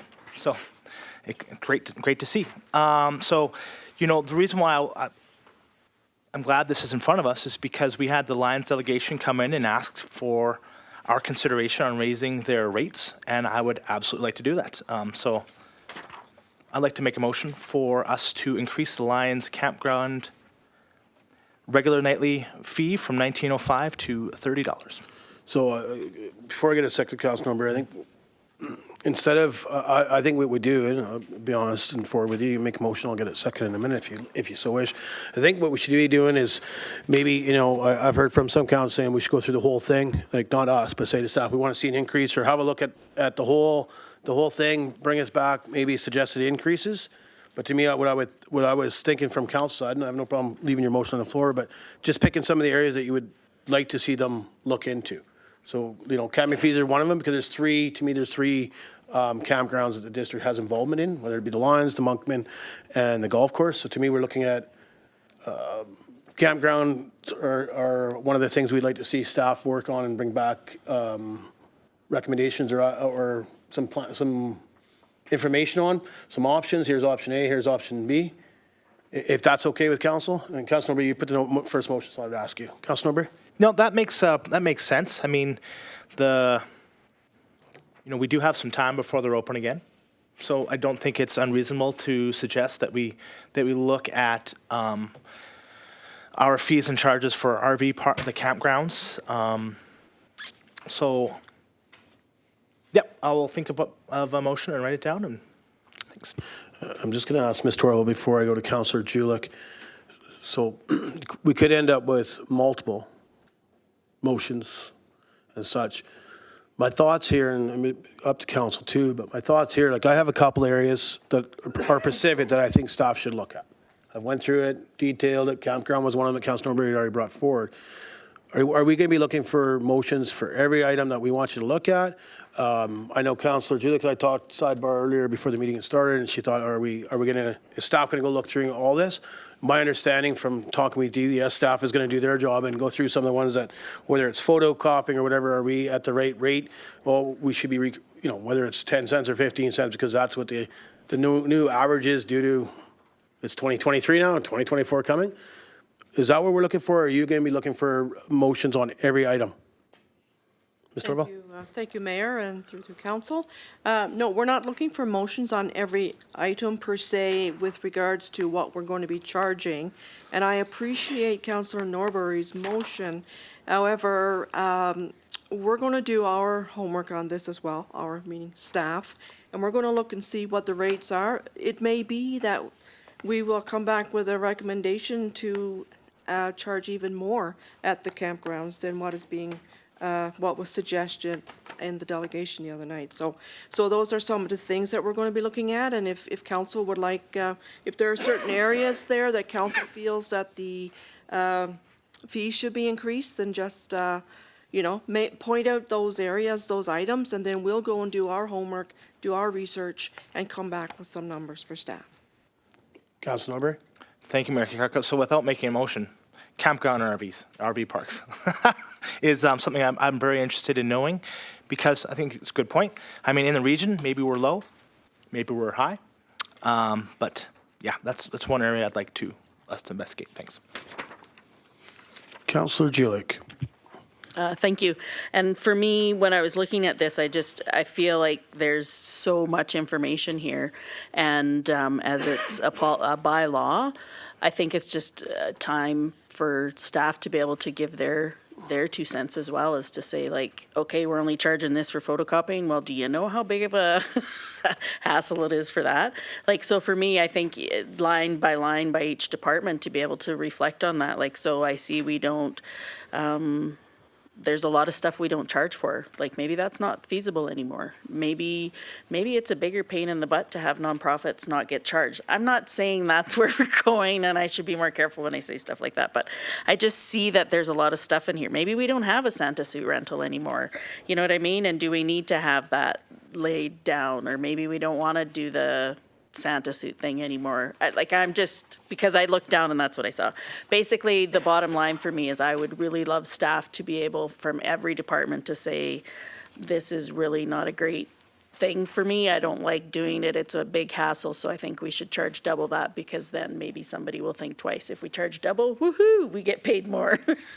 Whatever that looks like. I just would love staff to be able to be honest and have the opportunity to be honest and put their feelings out there and look at it all. Because, there's certain things I would absolutely say I would love to see this increase, but I have no idea because I'm not staff. So thank you for my 2 cents. Or 5. That's why we're here. And I have a couple before I go to Councillor Noxana. I always seem to forget myself, so I'm going to try and take a little bit of a head start here. I understand staff is going to do their due diligence. They're going to have a look at this, so I'm not going to worry about some of the other ones. But the one that's always come up, and I think it's we've missed it, not staff, we have, and that's the golf cart storage. So we charge a one flat rate for the year.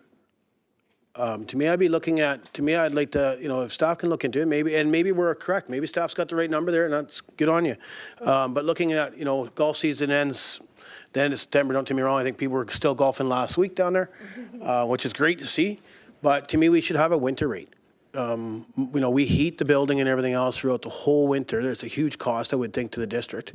Something that we're probably not aware of what the cost is. And maybe I'm wrong. But to me, I'd like to see staff just have an oversee of that. I think it was something that was built new,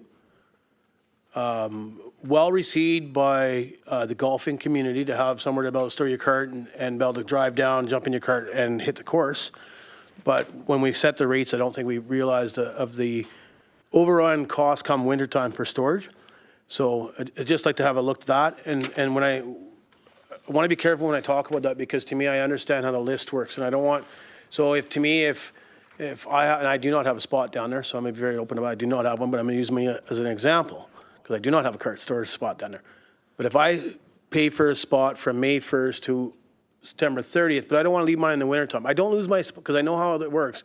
Once somebody leaves, so Daryl leaves, the next person that's on the list, they get a phone call, would you like that? Oh, no, I've already found a place, okay, the next person on the list. To me, if they pull out for the winter because they don't want to pay the $550 more for the winter, they don't lose their spot there. I don't want to move that policy where it states how we do it, unless council wants to. If you're not going to pay $550 for the winter, you lose your spot. I'm not looking at doing it that way, but if that's what council wants, we could have that discussion when it comes back. But I just want to make sure we're covering some of the, I know I've been in the building and it's like 32 degrees. In January when it's minus 35 outside, it's like 32 degrees inside the building. It's hot. And then I had campgrounds, and then I had another one, which I could not find. And if staff could please inform me where it would be in our fees and charges, and that would be in 2015, the first council I was ever on, put in a guideline in regards to our weight room for youth, teenagers 13 to 15, that they must complete an orientation of the gym before they're allowed to be in the gym on their own. And to me, I think back then, council thought it would be, let me feel fuzzy so that, on regards to liability. I don't think it really changed our liability. That made us feel good that we're going to, and which we should, take the use in, show the use kind of what the equipment does and what it can't do. But I really don't think it took any liability away from the district. I think it made common sense to myself as a councillor back then was to make sure we're showing the youth what the equipment's there for, how it's used, and so on. But if someone could show me or tell me where in this procedure there's a fee to do the orientation. Mr. Torval. Thank you, Mayor, and through the council. Currently, there isn't a fee in the fees and charges bylaw for that service that is provided to a required service. Okay. That's provided to the 13 to 15-year-olds. Okay. So I am well aware that we are charging for the orientation for youth from 13 to 15-year-olds. And it is not in our fee and charges bylaw. So I know I have had probably about 10 youths reach out to me in 2 weeks to talk to me and explain this to me and ask why they're being charged for that. So I'll let council debate this, but I do have a motion coming at the end of this. Councillor Noxana and then Councillor Hoffman. My comment was youth activities, actually, and how can we make it more affordable? And I get that we charge them less than adults already, but for some youth, $170 a year for the gym is a lot of money.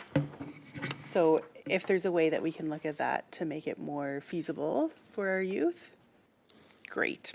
And I know Councillor Julich mentioned a lot of things about if this is a pain in the butt, we could add, you know, double it, whatever staff can look at it. I also look at this and there's some things that I'm sure we could lower or take out, like goggles. Do we rent goggles? I don't think so. I have no idea. But definitely having some staff input on this report would be great. Yeah, I'm just going to, before I go to Councillor Hoffman, I mean, I think staff's already said it, and I'll be honest, I came in and had a quick overview in regards to the agenda, and that is definitely staff's opinion, or the intern CEO's opinion, that staff will be meeting, going through. I'm not going to say line for line, because I'm not going to speak for them, but I think, you know, like you talk about, are we renting goggles? I don't know. To me, I also want to make it known that youth can use our facilities as the partnership between us and the school during school time. Right? They get access. There's no cost to them in certain areas of the community center, so they are getting that benefit. Councillor Hoffman and then Councillor Julich. Thank you, Mayor. I appreciate that we're doing it this way, that we're giving staff a chance instead of us going line by line. So let's just go with broad strokes. A lot of these things take staff time, even mundane things, and with just our cost per hour for staff going up significantly and will continue to go up significantly, I think we need to incorporate that even with these small line items. Just the example is like a photocopy. It doesn't take 5 seconds. Like if staff is spending a couple of minutes on average to go through the process of doing so, I think the cost should reflect that. And there's cascading through on that sort of concept. Maybe that becomes like a ridiculous number and you don't think that's appropriate, that's fine, but I just don't think 10 cents for anything, nonprofit or not, is really realistic anymore. And to echo Councillor Noxana, I'd like to see more passes, since that seems to be the way that we're doing it, being available for youths in general, whether it's every month we give them out at the high school or for homeschooling or whatever, just to get them more active and involved. I can understand $170, especially as an upfront cost, is a lot. But I know we did something like that at some of our events where we give a swimming pass out, or I guess we could do any of the single facilities. But I think there's value in having it become at least a semi-regular thing for them at that age group. So I don't want to change the cost. The facilities cost to operate, but providing more free opportunities for 0 to 17 or 18 or whatever lines are drawn is something I would like to see done, and that might be in the form of passes, because I don't really want to change the fee schedule over something like that. So just throwing it out there, and that's it.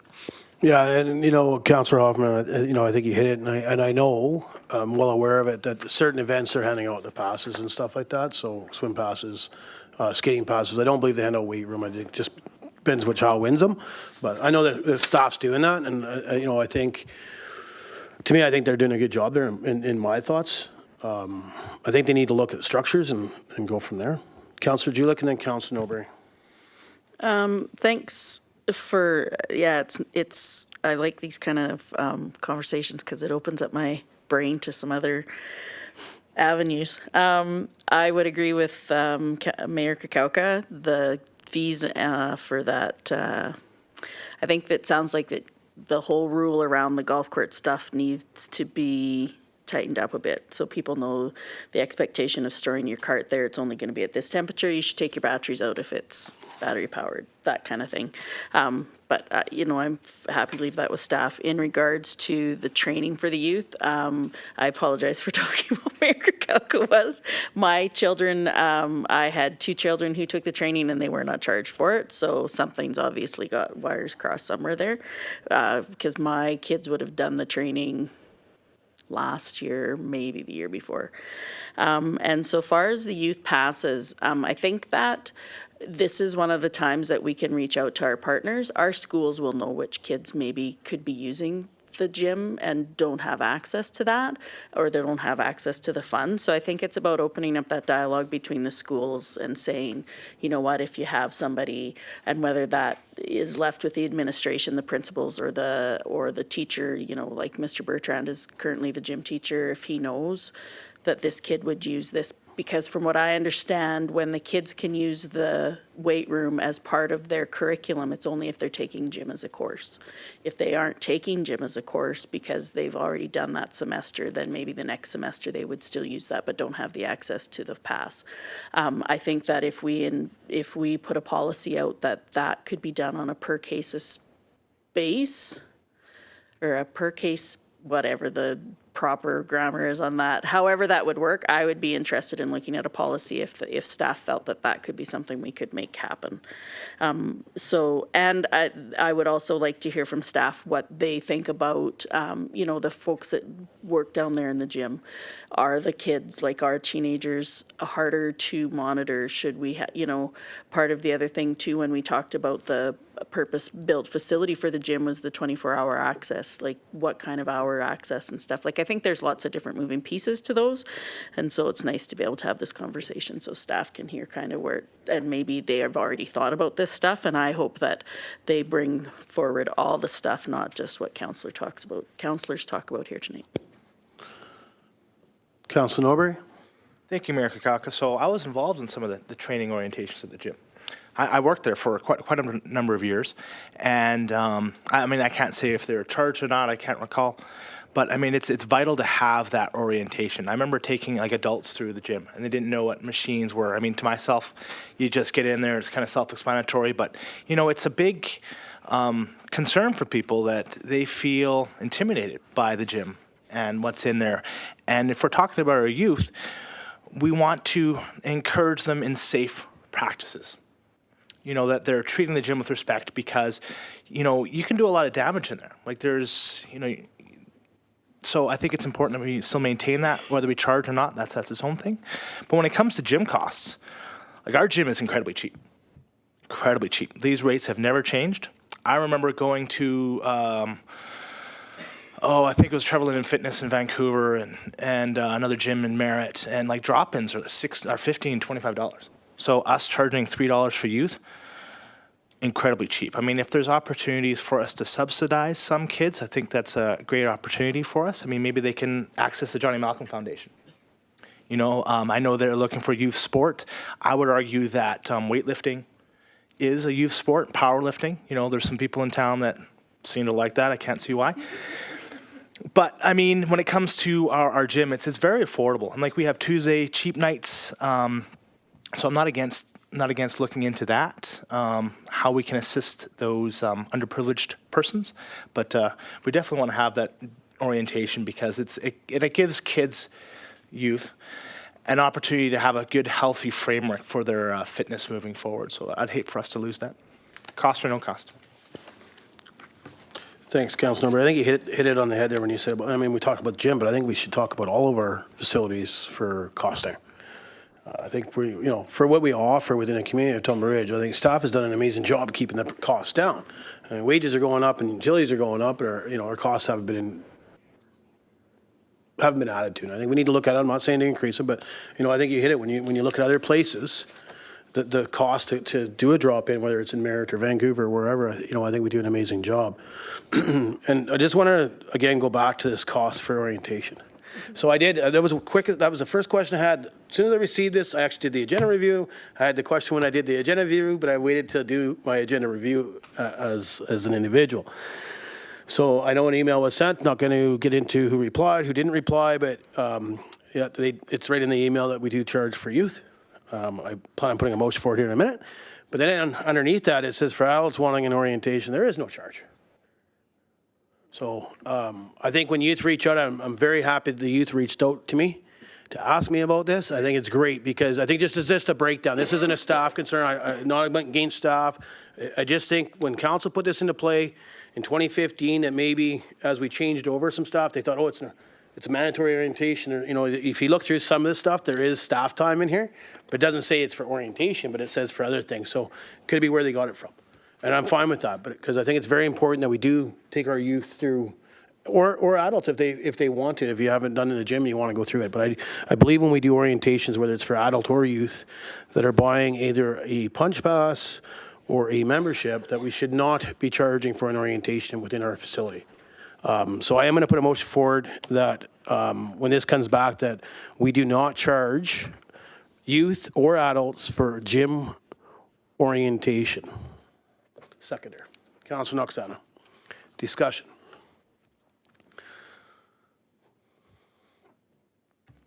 Councilor Julik. I would just say when we bring this back, I think it would be beneficial if it was very clear for staff that absolutely has to be done. And there's absolutely no charge, and it is only for a certain period of time possibly. And maybe there's manual. I guess, as I say that, mostly I'm looking for staff's feedback on that and what it looks like for them.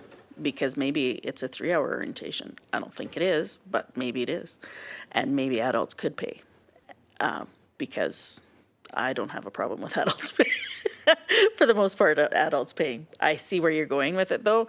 So I would like to hear, while I will vote in favor of your motion, I would still like to hear from staff what that looks like for them. Sure. I'll go to staff in a minute, but it's Paul's name's weight room and bin 50. It was adopted 2015-0401. And to provide guidelines to ensure the safe use of weight room equipment for patrons accessing the weight room. Policy is the weight room is available for use by patrons 16 years and older. Teens 13 to 15 years must complete an orientation. So again, I made sure I had this, and I thank staff for making sure I had it. I found it, and staff was able to put it in front of me. But to me, that's why I brought it up that we don't charge for it, because I think, you know, I'm not a gym person, probably shows, but I think if I was going to go use the gym when I was young, we had to take an orientation as well. You know, I definitely think that has changed over time on how gyms are ran by municipalities. In Hinton, we didn't have an attendant in the gym. You had to do your own stuff. You had to clean your own equipment. And let me tell you, if you didn't clean a piece of equipment, there was other people using it, you heard about it. So, you know, we do a lot of stuff that, you know, maybe that's the time has changed compared to when I was a youth or a child. But that's why. But I'll definitely go to staff. But that's why I had this poll, is so I had the information when I made this motion. Ms. Storville? Thank you. And just to provide some extra information around that, in 2015, when this policy was brought forward, the reason the policy was brought forward was because children under the age of 16 weren't allowed to use the gym. And the reason that there is a mandatory requirement for that orientation, that is recommended from MIA, because children 13 to 15 years of age, you know, they're growing, their body is different. So if they're going in, jumping on equipment and not knowing what they're doing, they could do some quite some damage to their growing bodies, right? Their muscles and stuff. So Municipal Insurance Association is MIA. So yeah, so we will have to, I can appreciate council not wanting to, not wanting to charge, but we will have to require that mandatory orientation regardless. Yeah, and I'm fine, again, if we follow admin 50, because it talks about mandatory. There's no fee ever set in this policy when it was brought forward, and I just want to make sure that there is no charge to the youth. Councilor Norbury? Thank you, Mayor Kakalka. So, it takes a few minutes to digest like what we're talking, if where we're going sometimes. So when I think about this, we're charging youth, but we're not charging adults. Like that to me does not sound fair. Like it should be either we charge both or we charge neither. I can absolutely see us requiring that for youth, just because like as an adult going to the gym, I may know how to use the equipment, so orientation isn't required. So, but either way, I'd like for us to see it be equal. So You're suggesting us not charge anything for either, and I'm okay with that, so I support the motion. Thank you. Yeah, and that's why I said let's not charge for the orientation. I mean, we're selling a pass, whether it's a punch card or the yearly pass or the monthly passes. To me, we're benefiting from that anyways. So if we can take a bit of time just to show our equipment. And that was, I think, the idea of when this policy was put in. MIA had a concern in regards to legal obligation, and I think council back then felt a little bit of fuzziness because we put this in and it really didn't really protect us, but it made us feel good. And I still believe that when the youth go in, if they understand from somebody that has used the equipment and they can walk through it, I think it's a benefit for our youth. So, Councillor Jelic? Can you refresh my memory then? Is this motion just so we don't charge either, or we're still not going to require anybody over the age of 15 for the orientation? This is just to follow the peers of men 50, that we will not be charging youth to take the orientation, or adults. Gym orientation. So they can still use the gym. Teens 13 to 15 years old must complete an orientation. We're saying do not charge because there's some miscommunication somewhere within the district. We started charging. I'm not sure when we started the charging, but youth have come forward saying, well, do we know why we're paying this? I said, I'm not sure because I don't understand why, because I don't think you should be. So that's why I brought it up. So just to go just a step further then, so at this point, are we going to offer adult orientation? Because from what I'm understanding now, we don't offer, like I look back on the program here. I don't have a problem if we offer it, that it's in there, but if we don't offer it, let's just make sure that it still stays with youth. Yeah, so they do offer it. I don't know if it's in there, it's not in this fee for service because they don't charge. And the reply I got back from the intern CEO is that's $25 plus tax per person for youth to take it, 13 to 15. Prior to using the weight room to ensure you know how to use the equipment and the facility rules to help with liability. For adults wanting an orientation, there is no charge. That is the reply I got back. Okay, so it's not something we advertise or anything, so we'll just leave it as is? Yep. Okay. The minors have to take it. Okay, I'm going to call the question. All in favor? Opposed? Carried. Mr. Orville, don't mean to put you on the spot here. I think you knew that I was going to ask this question because we had a conversation earlier. My thoughts are if we have a list of the youth that have taken the orientation and have paid for it, can we contact them and look at maybe the community making it right since we weren't supposed to be doing it? I'm not sure if you need a motion, but I know there's some fresh youth. I have some names that can pass them on, but I would think the community center, and I don't want to put staff on the record, but I'm assuming they probably have lists of names. If we could just make it right. Yes. Thank you. Yes. Okay, so I know I've mentioned a few things in regards to fee for service, and I appreciate council support in the motion in regards to making sure that we do not charge our youths for taking it. We talked about campgrounds. We've talked about the golf course storage facilities. Obviously, staff is going to go through their stuff and have discussions with each other. Is there anything that sticks out that we just want staff to take that little bit more time? So I think when we talk about campgrounds, I think staff's going to look a little thoroughly into that more. The golf cart storage, staff's going to look a little bit more thoroughly into that. Maybe we're bang on for it and we're not going to change it, or geez, here's some steps that maybe we should take. Whether it's We Love Kids Day, movie nights, family skates. They're going to go through all this stuff anyways, but is there anything specific from council that they would just like to see maybe a little bit more thorough input on? Okay, cool. Moving forward. And it'll come back to council. So we're going to have a chance again. So, if we're not, if we want a bit more input there. Council expense policy report dated November 14th, 2023 from the Deputy Corporate Officer regarding EO05-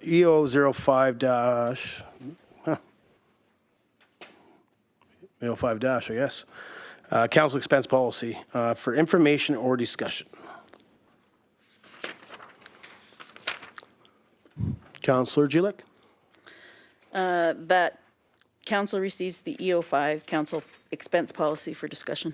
Seconder, Councillor Hoffman, all in favor? Opposed? Carried. Councillor Jelic? I think that it's always, I know that the reason this was brought forward, or what I remember around it, was the per diem expenses for when you're away on business. Your breakfast, lunch, and dinner often were down at the Lower Mainland. and $80 didn't seem to be enough. I'm perfectly comfortable with that.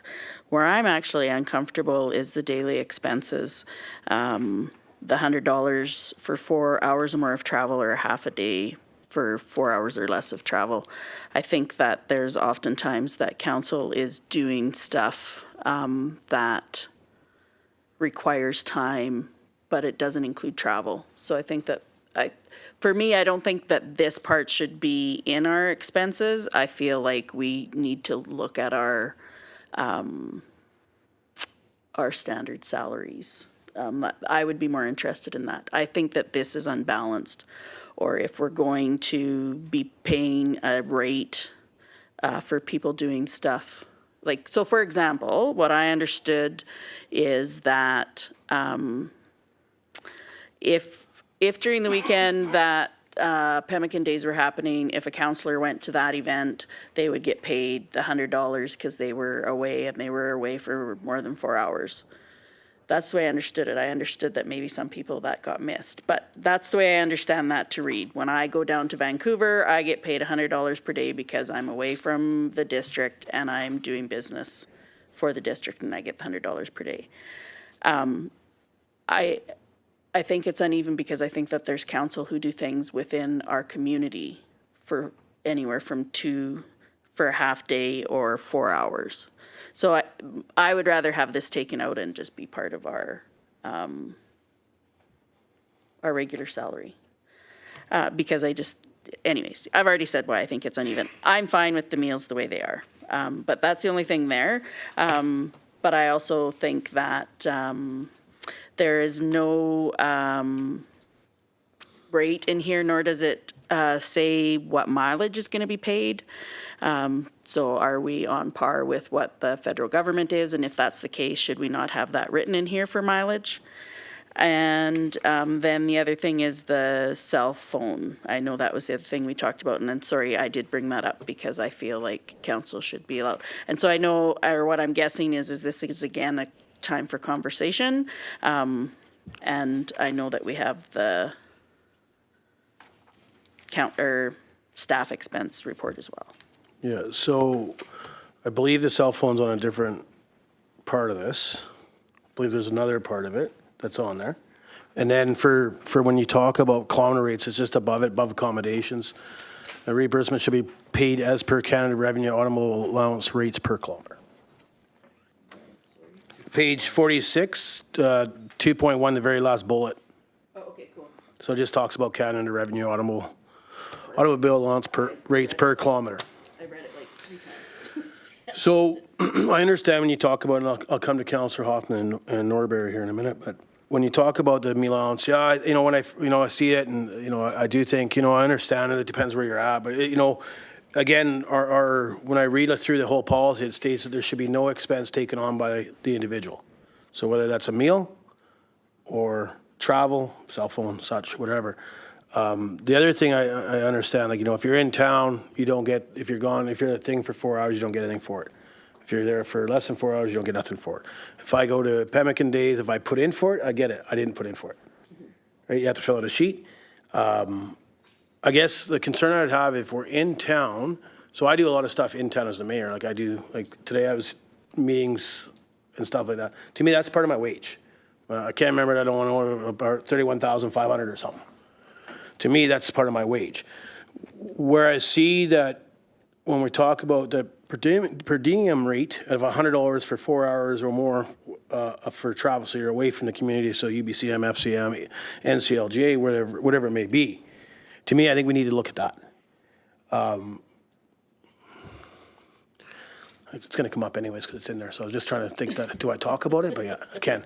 So when staff goes away to the UBCM, the FCM, the NCLGA, as long as it's Monday to Friday, to my understanding, that's their shift work. They're paid from, if their shift's 8 to 4, that's what they're paid for. They get their thing. If it falls onto a weekend, they follow. They would get the same thing as in the policy for them is $100 or $50 if it's half day or the full day. So to me, that's where, it needs to be increased. I understand for the day thing, and I know there was a medical thing here, and I think that's where the confusion was. I don't know how to fix that unless we say that it's an approved. So like the Pemmican Days and West Mo Days was approved by council. That was approved that we could go. We talked about it, it was approved for us to go.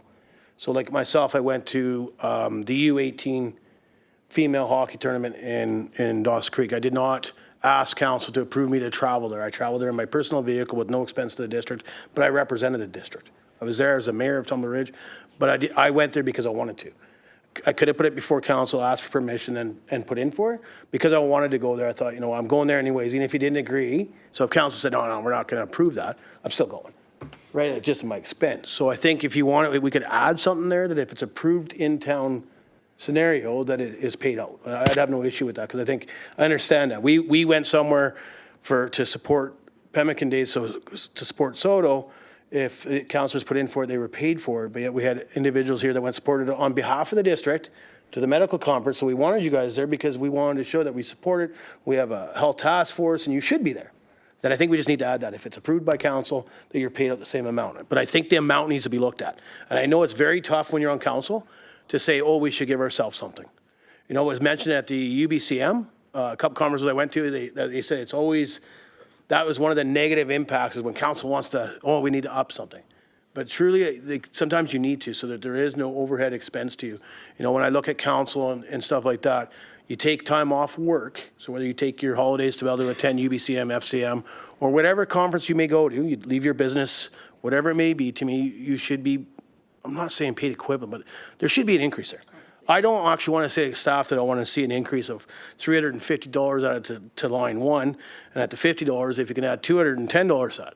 To me, I think the direction I want to see is staff just has a look around the piece. I don't want to look into Grant Cache, Alberta, or Merritt, BC, or wherever it may be, but I think if we use something that's local to us, maybe we're right bang on the buck and we're all being paid the same amount. Then we don't have any arguing.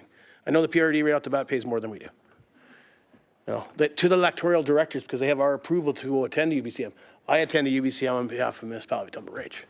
So to me, I think it needs to be looked at, because I think it's only, you know, we're here representing the community on behalf of the taxpayers. It is never a good thing to say, oh, we should give ourselves a raise. And I get that. And I know it's very hard for council to debate that and have that discussion and to actually support it. But I think it's important that we realize, I'm not here for the money, and I know a lot of you aren't. You're here to support the community, do best things for our youth and our adults and the corporation as a whole. But you have to look at that. We really have to look at that. When it costs us money, so it costs money to go to the UBCM. 100% for meals, it 100% costs me money.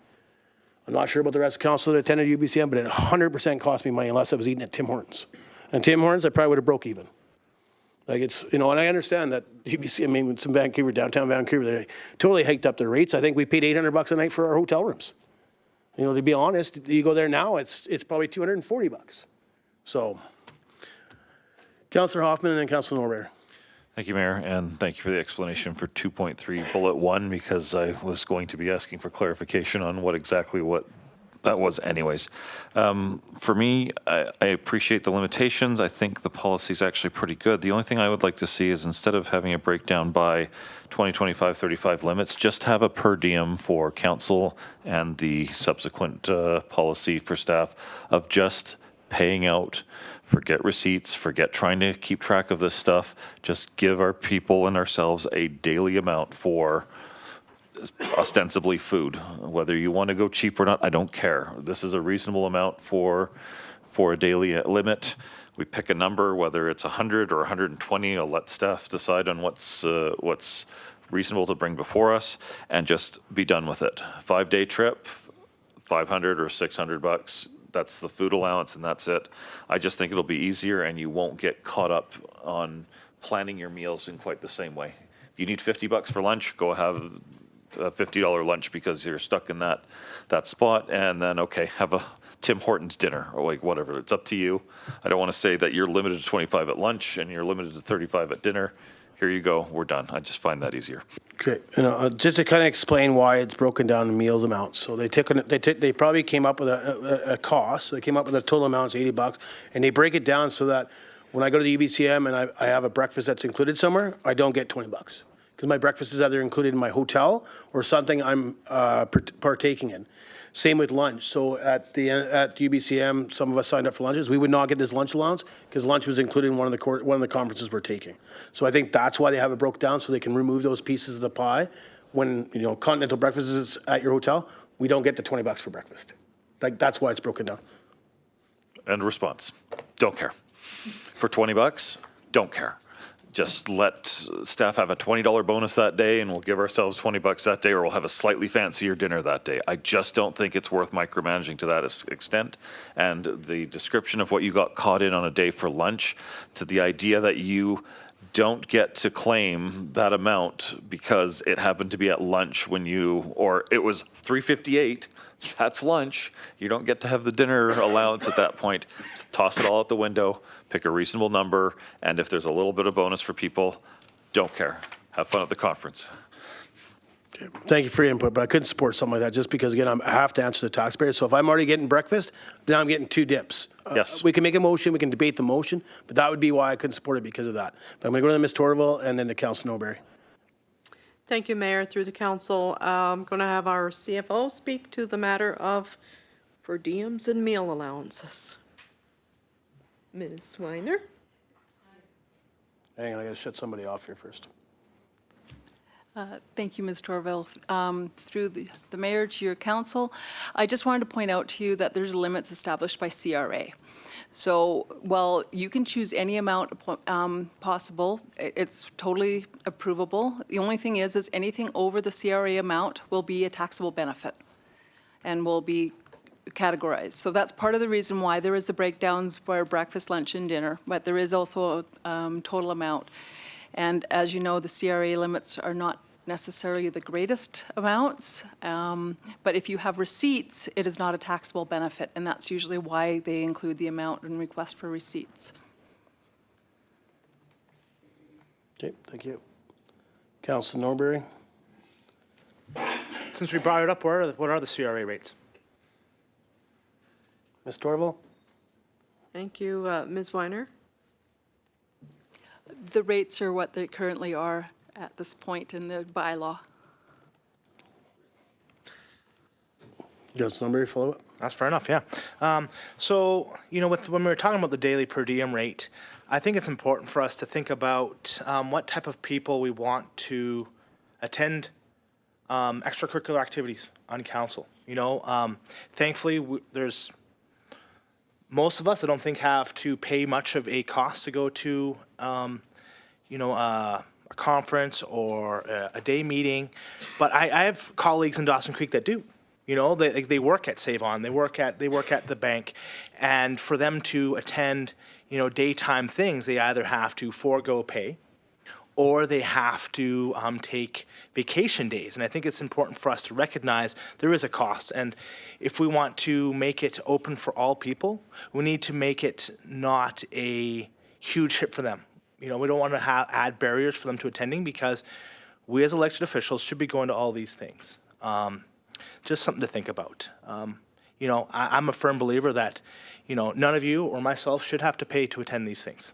It should be revenue neutral. I'm not looking to make money, but at the same point in time, I think that's a lot to ask of an elected official to, go out and do that. Thanks. Yep, thank you for that. Councilor Julich, then Councilor Hoffman. I agree with basically everything that's been said. So far as the per diem, if it was $80 for just, like if the CRA is looking for just $80, we could still debate that option that Councillor Hoffman had.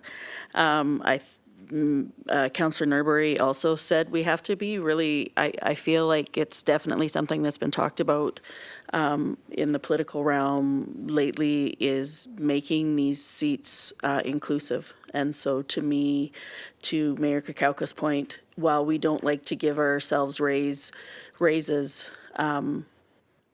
it's still a job. It's still a job, and we need to put a value to that. And to put a value to that, then to me, it needs to be reasonable without being excessive. And so I think that it's worth us looking at this, whether it's because of the cell phones, whether it's because of the salary overall versus a per diem rate for the time you put in. Like some meetings last longer. Like, so maybe part of my thing as being the health liaison, I probably do 4 to 5 meetings a month versus as the chamber, I'm not going to any because they haven't had any. So, I mean, like, I think that there's an unevenness with the way we have things set up right now. And I think that it's okay to look at local, but I think as we do that, we have to also remember that every government has a different expectation for their council. So whether or not, maybe we're not on par with Chetwynd, for example, I don't know if we are or not, but maybe we aren't, we have different expectations for ourselves and for the rest of our council. So I think while we go ahead and gather that data, I think that we still have to be very conscious about what it is that we expect from ourselves and from our colleagues. So I like all of the things, and I don't know how we start to drill that down, and I'm glad that we have excellent staff who will tell us what we need to do next. But I think that it's definitely worth looking at this and maybe pulling it apart a little bit more, because we also, I see that we're going to be doing the travel expense policy for staff next, and we're going to want to make sure that we're similar there. We don't want to be putting ourselves far ahead or above what staff gets compensated for as well. Thank you for that. Councillor Hoffman. Thank you, Mayor. And I do appreciate staff being on the ball with that answer, and I'm not going to make it an emotion since we still have 2 and I want to leave it open. But just from what you're saying, $80 per diem, and if you don't want to deal with receipts, don't. There's your $80 per diem, and bring receipts otherwise. I think that would follow within what you were discussing there, and also allow for the mayor to have his $45 lunch if that's what comes to pass on that given day. And I appreciate what you say, Thay, but I think that's also a broader thing. It's not just this policy here. And just speaking to Councillor Julick's point there, I would like to see more than 7 people apply for 6 seats when we're running for council, whether that means I'm on the outside at the end of it or not. I just think that's a much better chance of getting better representation and compensation as part of that, and other considerations and benefits for sure. So whenever you want to bring it up for a notice of motion, I'll be reading and listening on that one. Thanks, Councillor Hoffman. Councillor Clickash. Yes, Your Worship. Just wondering what Revenue Canada does about an $800 a day hotel bill. Ms. Torval. Thank you, Mayor. Ms. Weiner? Through the mayor to Councillor Clickash, as long as there's a receipt, which there is always with the hotels, CRA has no issues. It's reimbursement of an expense. So the hotel cost could be anything as long as it's a reimbursement of expense. Okay, thanks. You will. So I just want to make sure this is clear, because this isn't about the mayor's $45 lunch. It's for all of us, including, and I include staff when I talk about this in regards to the TR2 travel expense policy. It's the same concept. It should not cost staff out of their pocket for meals or that. So to me, that's where this discussion came in, and no offense, but I just want to make sure it's not about the mayor's $45 lunch. I mean, I don't know if my lunch was $45, but I think for fish and chips at the one hotel that the conference was at, I'm pretty sure it was at 43 something. But it's not about that. It should not cost, and I think Councilor Norbury mentioned it too, it shouldn't be a cost to us to do stuff for the District Tumbler business. We're there for the community.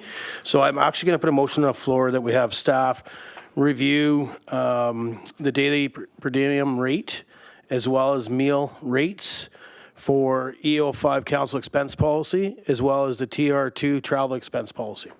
Seconder. Councilor Norbury, discussion. Councilor Norbury and then Councilor Julick. Thank you, Mayor Kakalka. I think this is appropriate. I just like to look at what other municipalities are doing, and we're in the the 2023 inflationary world. I think we should just be investigating it. And to your point about $45 lunches, it's $19 for a plate of chicken wings, and that's just too dang high. So, thank you. Thank you, Councilor Julick. I guess I would like to leave the motion broad. I would like them to just look at the policy as a whole. I don't want them to look at specific points because for me, I still have an issue around the per diem, like the $100, like, so, sorry, let me find the point. The 2.3 daily expenses. So if it came back, I would be looking at that as well. So I don't know if we want to look at different options or if I need to make a motion to ask that as well. You can try to amend this motion, but right now the motion is to look at the exactly how the motion was read. Okay, It does include it. Okay, well, so for me, and I also she's would looking like for the something cell different. phone expense policy looked at, so I would amend it. All right, I would like to make an amendment to the motion. I would also like to see 2.3 be allowable daily per diem rate as listed in the policy, bullet 1. And cell phone expenses, 2.6. So I would say So what are you other, looking for in 2.3 bullet 1? I included that in the other motion. options. Oh, you included that in the, I thought, The okay. rates. So you're just looking for the rate. I thought you were just looking for the food expense, the meals, sorry. No, daily Okay. expenses. Okay, then I would like to make an amendment that we add 2.6 to other, which includes cell phone. Okay. I'll go to Ms. Torval first before I get a seconder. Ms. Torval? Yes, thank you. I just want to let council know that the cell phone expense is coming forward on your remuneration bylaw, Yeah, thought so. your amended remuneration bylaw. So it doesn't need to be included in this. Yeah, and I thought that, and I was going to speak to it in thing, and that's why I mentioned it earlier, that I believe it's on a different one. Yeah. Follow up? Yep, so I'll second it. So then that will be taken out of this policy? I'm just saying, as you guys are looking at that, then to me, the cell phone, if it's going to be moved, because this is specific to council, this one, that maybe should just be removed, and that's just a note, and of course, you guys know better than me, but I would say if the cell phone is going to be in our remuneration policy, it doesn't need to be in our expense policy. Correct. Okay, so you're good with not having your amendment? Okay, so there will be no amendment because there's been no seconder. Okay, any more discussion in regards to the motion that's on the floor? Okay, call the question, all in favor?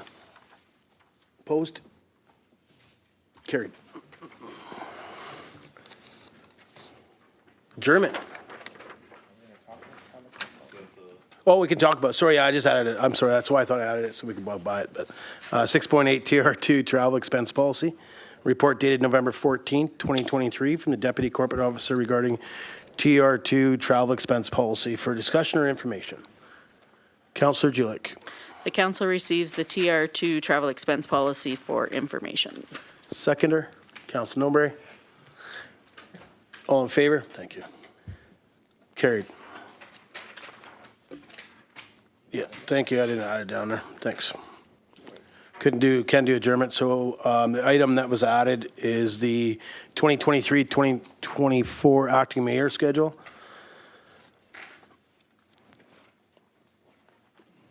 Councillor Julik. Do you need a recommendation? I think we just receive it for information. Okay, I can receive it for information. Seconder. Councillor Noxana, all in favor? Carried. Take adjournment. Councillor Noberry. That the November 14th, 2023 Policies and Priorities Committee meeting be adjourned. Seconder. Oh, geez, why am I second? Oh, my. They go to bed. Councillor Clickash, all in favor? Carried. 5-minute recess.